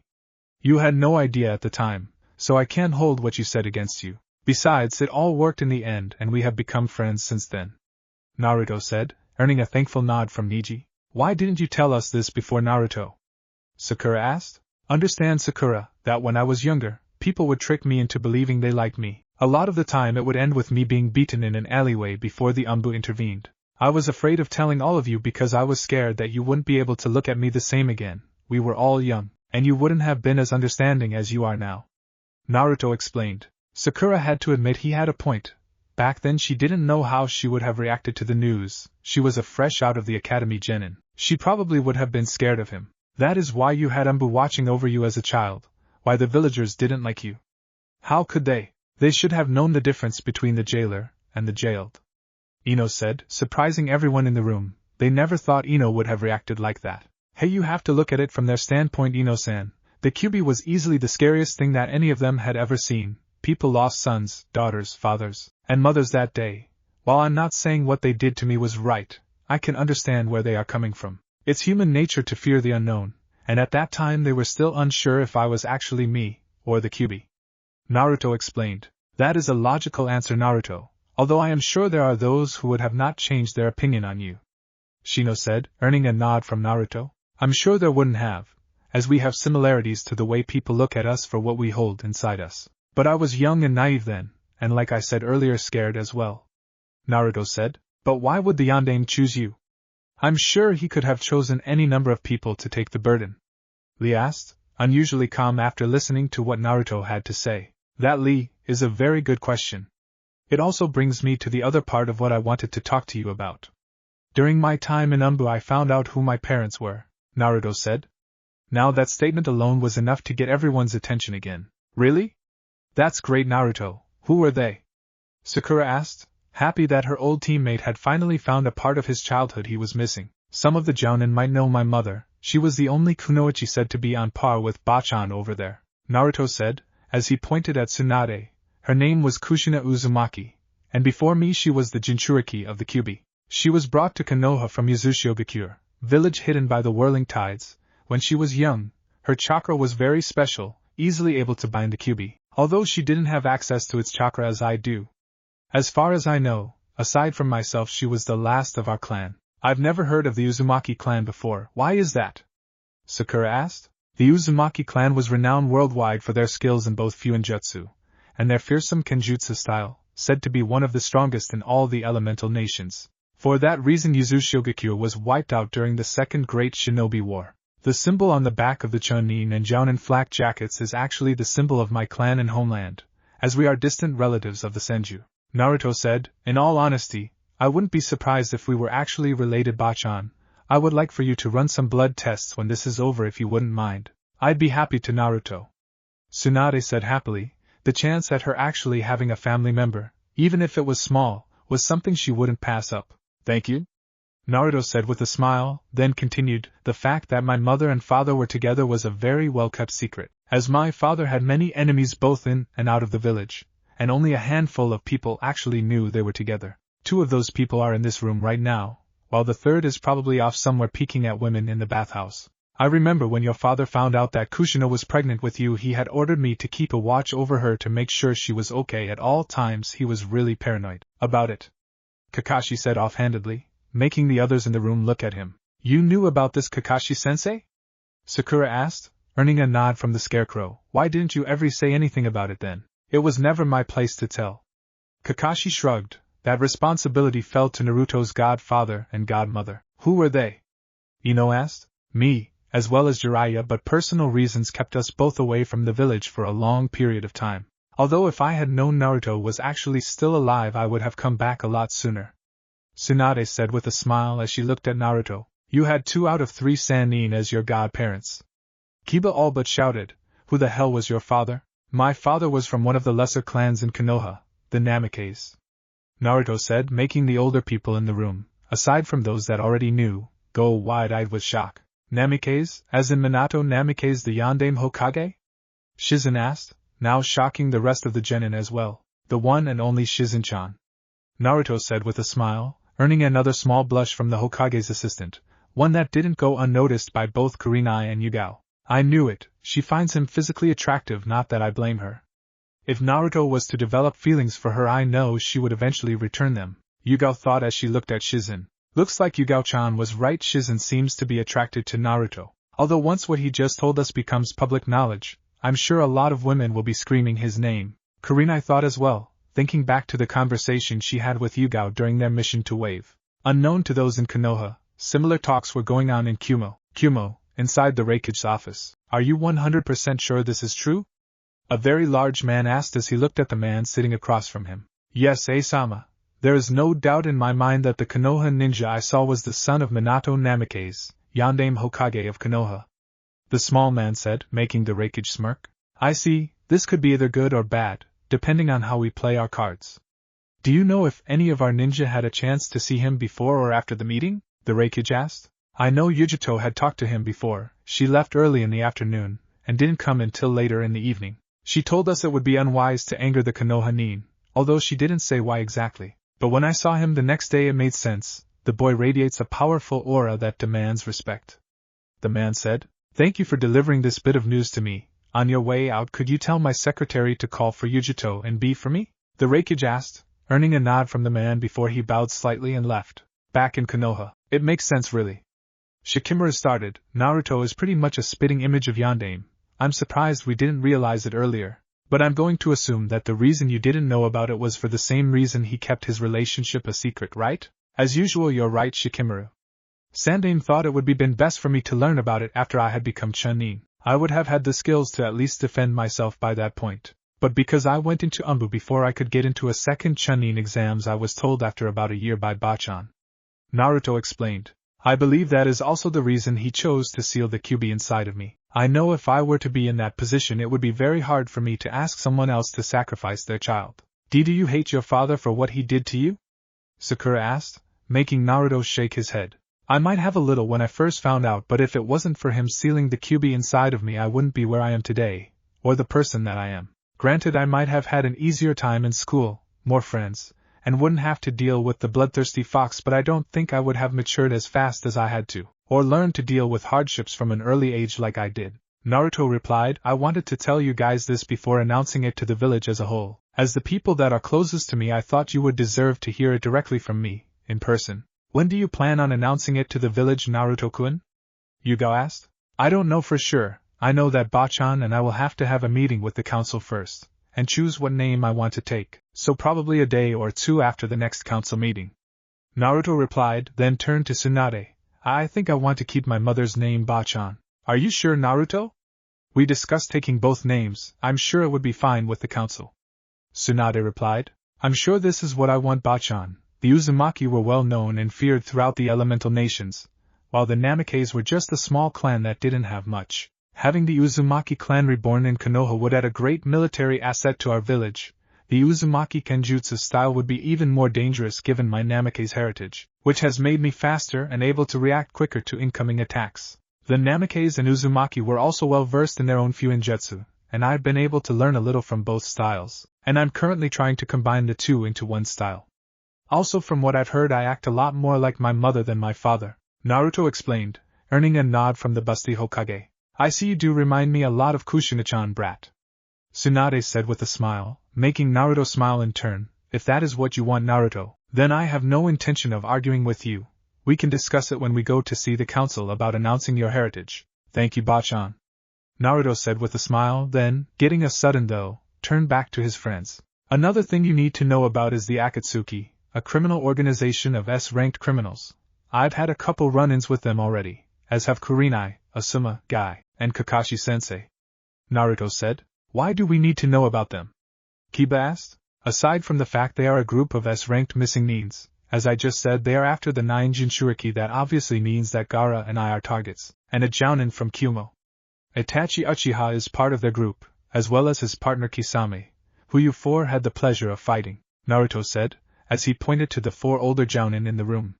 Even the 4 of you combined couldn't take them out. The only reason I wasn't taken that day is because Jiraiya made in it time between Sasuke foolishly challenged his older brother, and paid the price for me. Do we know anything about any other members? Kurenai asked, remembering how easily Itachi had defeated her. As of right now we don't have a lot of information about them, only that they work in groups of 2 at all times. Orochimaru used to be a part of their group as well, so we can only assume a group that holds company like that will be powerful. Naruto said. In truth, they had information on most of their members thanks to a little weasel that Naruto learned about after a couple years in Anbu. However, that was classified information, and he did not feel like making up an excuse as to how they knew so much. However, the point I'm trying to get across is that at all of your current levels, a run-in with an Akatsuki member like Itachi or Kisame would most likely lead to your death in a one-on-one confrontation. The only people in Konoha right now who might be able to deal with someone like Itachi or Kisame would be myself, Erosenin, and Bachan. Asuma, Yugao-chan, Kakashi-sensei, and Guy might be able to fight them to a draw, and while I hate to say this, Kurenai, with your limited ability in both taijutsu and ninjutsu, going up against them by yourself would be suicidal. I hate to admit it, Naruto, but you're right. My specialty is genjutsu, and going up against Itachi, and a person nicknamed the Tailless Biju, with only genjutsu wouldn't end well for me. Kurenai said dejectedly. Yes, however, Naruto started, earning her attention. Since you need the most help, I will make you an offer. I'm listening. Kurenai replied. I will offer to train you in both taijutsu and ninjutsu, and I can offer you a wide variety of weapons training as well, from ninjato to bow staffs, Naruto said, making Kurenai's eyes widen. I don't know, Naruto, Kurenai said. She wasn't sure how having someone younger than her giving her lessons would affect her reputation within Konoha. If you are worried about the difference in age, I'll have you know that I've taught Yugao-chan a few things, as well as Kakashi. But if it would make you feel better, I'm sure that whenever I'm not helping Yugao train, she would be willing to help you. She is living with me after all, and I have given her full access to my family's jutsu library. Wait, why make Kurenai-sensei this offer, but not any of us? Kiba asked. I made Kurenai this offer because, as we said earlier, with her limited skills in taijutsu and ninjutsu, she wouldn't be able to do much of anything if she was to run into Akatsuki. At the same time, most of you have clans to learn from, while Sakura and Ino are both learning from Tsunade. So I made her the offer because you all have available sources to learn from, while Kurenai is not so lucky. Naruto replied. Wait, you said you were proficient in a variety of weapons, right, Naruto? Tenten asked, receiving a nod as her reply. Oh, would you want to spar sometime? I would like to see how my mastery of weapons matches up to yours. That would be fine with me. You will have to catch me at a time when I'm not busy, though. If anyone else wants to spar sometime, the same rules apply, although I will not be able to help you all with training. Naruto said, earning nods from around the room. That's all I wanted to talk about today, Bachan. So if you don't mind, me and Yugao-chan will be leaving to go get some training in. Naruto started, then turned back to Kurenai. Think about my offer, please, Kurenai. Having a good reputation means nothing if you're dead. Tuchi, Ayamiz and Iruka, you are all welcome at my compound whenever you want, or if you are ever in need of anything, do not hesitate to ask. We should get lunch before training, Naruto-kun, Yugao said, earning a nod from Naruto as they disappeared via Shunshin. I can't believe it, Tuchi started, earning everyone's attention. What, Tuchi-san? Kakashi asked. The son of the Yondaime was my #1 customer. Think of the business I will get once word of his heritage gets out. Tuchi replied happily, causing his daughter to sweat drop. Back in Kumo, Yugito fidgeted slightly as she stood across from both A and B, slowly digesting the information she had just learned about a certain blonde she met during her mission to Wave. So you're telling me that Konoha's Reaper is not only a Jinchuriki like B and I, but is also the last of 2 clans, those being the Namikaze and Uzumaki? Yugito asked, earning a nod from A. It's a good thing I didn't get into a fight with him then, she said nervously, trying to lighten the mood a little. You are also lucky that while we are on shaky terms with Konoha, we are not outright allies. From what you told me of him, he could have killed you, regardless of if you had used the Nibi's chakra or not. I said I believe he would know our ambassador would recognize him, which is probably why he told you of his status. He wanted to let you know in advance that fighting him would be a battle that you would not be able to win. That may be true, but he also gave me a lot of information about this group, the Akatsuki, and even went as far as giving me a reverse summoning tag in the chance I ran into them. If I may, A-sama, I would suggest trying to make an ally out of Konoha. Naruto is powerful now, but I can tell that he still has a lot of room to grow. Along with that, they still have 2 out of the 3 Sannin in and around the village. And I don't need to remind you about their growing list of A-ranked jounin in the bingo books from across the elemental nations, Yugito said nervously, watching as they seemed to think about her proposal. I will think about it, Yugito. Both you and B are important to me, along with others in our village. The threat of the Akatsuki is not one to be taken lightly, and while I hate to admit it, Konoha does have higher caliber jounin than we do, and while we have both you and B, you said earlier that the last Namikaze would be able to defeat you should a fight between the 2 of you occur, and between him, Jiraiya, Tsunade and Kakashi, they would probably be able to take out B eventually as well. I replied, earning a nod from Yugito. I can't help but feel that there is something more at work here though, so for now, unless specifically asked by me, I don't want either of you going too far from the village. Of course, A-sama. Be careful of any missions you accept for us though, the council has never really liked B and I, Yugito said before being dismissed. I can't rap and found it really hard to make a rhyming sentence that made sense, so B will probably not rap his sentences out in this story. Our little kitty seems to think highly of the young Namikaze bro killer, B said, earning a nod from the rakage. Yes, she does. Perhaps we could use that to our advantage if peace talks come up. I replied, your brat sure has made a name for himself, Minato. It's only a matter of time before he surpasses you. Later that night, in Konoha, after a quick lunch at the dango shop, Naruto and Yugao had spent most of the afternoon training. Both had spent a little bit of time going through the Namikaze and Uzumaki clan libraries before picking out a few scrolls each to practice with. Yugao had chosen a Kenjutsu scroll to study, along with a few Suiton jutsus. Naruto had taken some of his father's notes pertaining to the Hiraishin and had spent most of the afternoon looking over them. After their training was finished, Yugao had told him she wanted to hang out with her friends, and left Naruto to his own devices. Having nothing better to do, Naruto decided to walk around Konoha, being able to enjoy Konoha's nightlife for the first time since he had joined Anbu. Over the past few days he had a lot of time to think over the conversation he and Inari had had during his stay in Wave. He wasn't confused about how he felt. He knew that he liked Yugao, but there were a few things that stopped him from acting on his feelings. The first was hate. He knew that Yugao, while not as much as she was before, was still in pain over her ex-fiancé's death during the Chunin exams. The second was the fact that he was a clan head, and would probably be asked to be placed in the CRA. While not wanting to be forced to take more than one wife, his desire to keep his mother's clan living outweighed those thoughts, and he didn't think Yugao would want to be a part of something like that. Thinking about the CRA brought him to another train of thoughts, not wanting to be forced into a loveless marriage, which he thought was most likely to happen. "What's bothering you, Naruto?" he heard, and turned to see Kakashi walking out of one of the stalls he had just passed. "Hey Kakashi-sensei, I'm troubled by certain things regarding being a clan head," Naruto replied as Kakashi fell into step beside him. "You mean the CRA, and I'm going to go out on a limb and also guess what that means regarding a certain purple-haired ex-Anbu of mine, right?"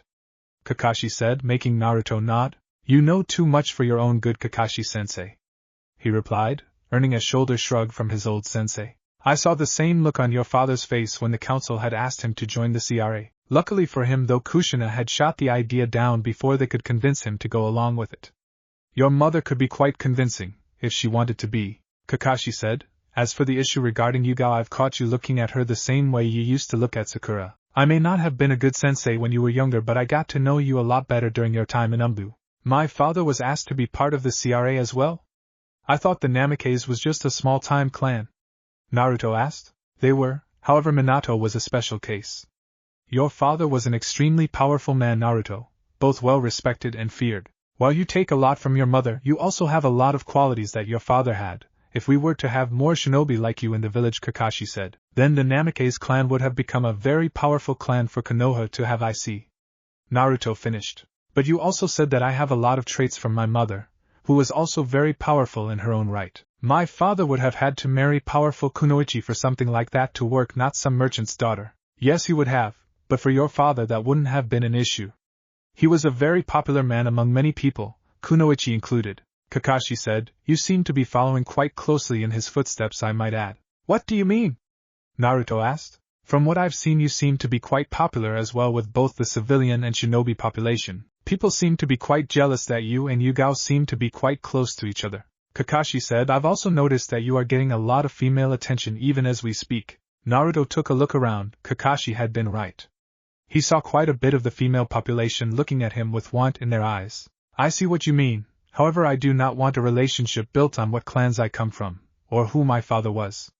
I also don't want to be wed to some spoiled merchant's daughter," Naruto replied. "If I decide to accept the CRA, I will have a couple years to find suitable wives before the council starts to just push people on me. Hopefully I can figure something out in that time." "I'm sure that you will, Naruto. I would recommend starting with people that you already know. I know of a few people who already seem to have taken an interest in you," Kakashi said, getting Naruto's attention. "However, I am not going to reveal who those people are, because that would ruin the fun. I should have known that you wouldn't, Kakashi-sensei. I know at least one person who seems to have feelings for me, but I have to admit her feelings are based on fake grounds. I am not, and never was the person she thought me to be," Naruto said, earning a nod from Kakashi. "Hinata, you mean? She is powerful in her own right, even if she doesn't know it. She is also very beautiful. But I have to agree that her feelings are based on the old you, at least the one you wanted everyone to believe was you," Kakashi replied.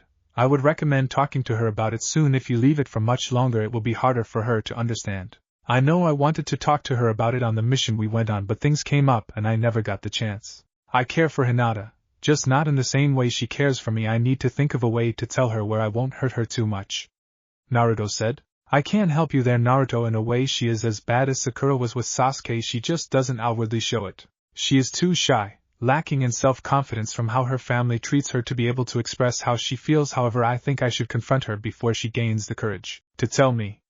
It would be an even bigger hit to her confidence if after finally getting the courage to tell someone her feelings they don't share them," Naruto replied. "Well, you have time to think about it. Kurenai and her old team left on a mission a couple hours ago, and probably won't be back for a few days," Kakashi said. "I see, thanks Kakashi-sensei," Maybe I'll ask Yugao about it. Naruto replied, earning a nod from Kakashi before deciding to go back home. Next morning, somewhere in the land of grass, Itachi woke slowly. Having spent the night outside instead of in a cave, his eyes needed time to adjust. Looking around, his eyes narrowed slightly. Kisame had been with him the night before, but now he was nowhere to be found, and Kisame had never walked off without telling Itachi about where he was going. I see you're awake now, Itachi-san. That's good because we have a lot to discuss. A voice said, turning. Itachi came face to face with deep purple eyes. Then talk, I am in the middle of hunting for the 9 tails.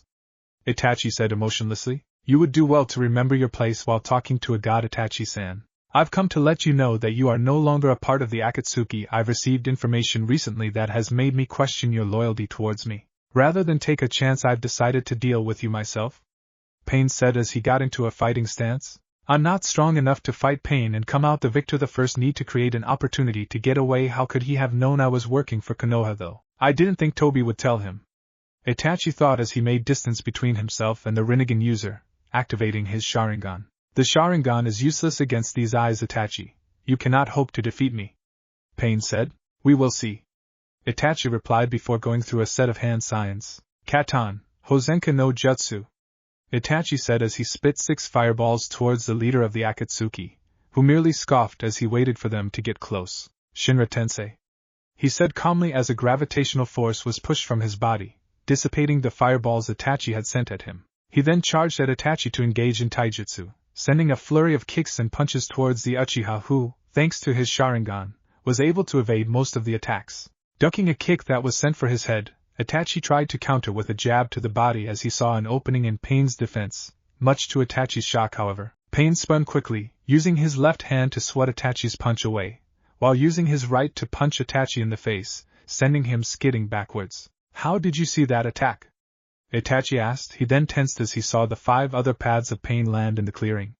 Things just went from bad to worse for the Uchiha. Kaige Bunshin no Jutsu. Itachi said as he made 2 clones of himself, before they went through a set of hand signs. Katan, Gokakyu no Jutsu. The clones said as they shot 2 large fireballs towards Pain, forcing the Preta path absorb one, while Deva used Shinra Tensei to deflect the other. The 2 clones then ran in behind the fireball, hoping to take out the Preta path as he finished absorbing the fireball, but were stopped by the Azura path. Bunshin by Bakuho. Itachi said, causing the 2 clones to explode, creating a large layer of smoke around the clearing. Using this as an opportunity to escape, Itachi quickly made 2 more shadow clones before having them split off in different directions. It would seem he got away, Leader-sama. A large blue man with shark-like features said as he came out of the forest after the smoke had cleared. It doesn't matter, he will die whether it's by my hand or someone else's. Pain replied before a beautiful woman with blue hair landed beside him. What do you want us to do about him, Pain? The woman asked. Conan, I want you to take Kisame and track him down. I don't care how you do it, just make sure you kill him. He will regret the day he tested the powers of a god, Pain said, earning a nod from Conan, who then spared a glance at the large shark-like man before taking off in the direction she felt Itachi go. Kisame, do not fail me, and make sure you get his ring. Pain said before using a shunshin to leaving Kisame alone in the clearing. So Itachi was a spy this whole time. This could make things interesting if he gets away, Kisame said to himself, and then left in the same direction Conan had gone a few moments before. Konoha, few hours later, Tsunade was sitting behind her desk doing paperwork, when a sudden tapping sound was heard from her window. Turning around, she was shocked to see a large crow sitting on the other side of the window, scroll held in its beak. Tsunade opened the window before taking the scroll from the crow, which then disappeared in a puff of smoke. That's strange, the only person I remember having a summoning contract with the crows was Tsunade thought, before eyes going wide and quickly opening the scroll. Shit! Tsunade said, before yelling for Shizen. What is it, Tsunade-sama? Shizen said as she entered the office. Get me Naruto, Yugao, Kakashi and Guy quickly. Tell Kakashi this is an S-ranked mission and not to be late, she said, earning a quick nod from Shizen, who sent for the people Tsunade had called for. 5 minutes later, the 4 ninjas Tsunade had called for were standing at attention in front of her desk. What did you call us here for, Tsunade-sama? Naruto asked seriously. I've just received an urgent message. Anbu, codename Weasel, has been compromised and has requested immediate help at Anbu Safe House D, located on the border of the Land of Fire and the Land of Grass. Tsunade said, making Naruto's and Kakashi's eyes widen. Who is Weasel, Naruto-kun? Yugao asked, hearing the blonde sigh. Weasel is Itachi Uchiha. What if Anbu Captain Naruto x Yugao harem? Thanks for watching my video till the end. If you enjoy this content, then do consider subscribing to my channel, and leave a like if you guys need the next part. Comment down, and thanks for watching the video, and see you guys in the next video.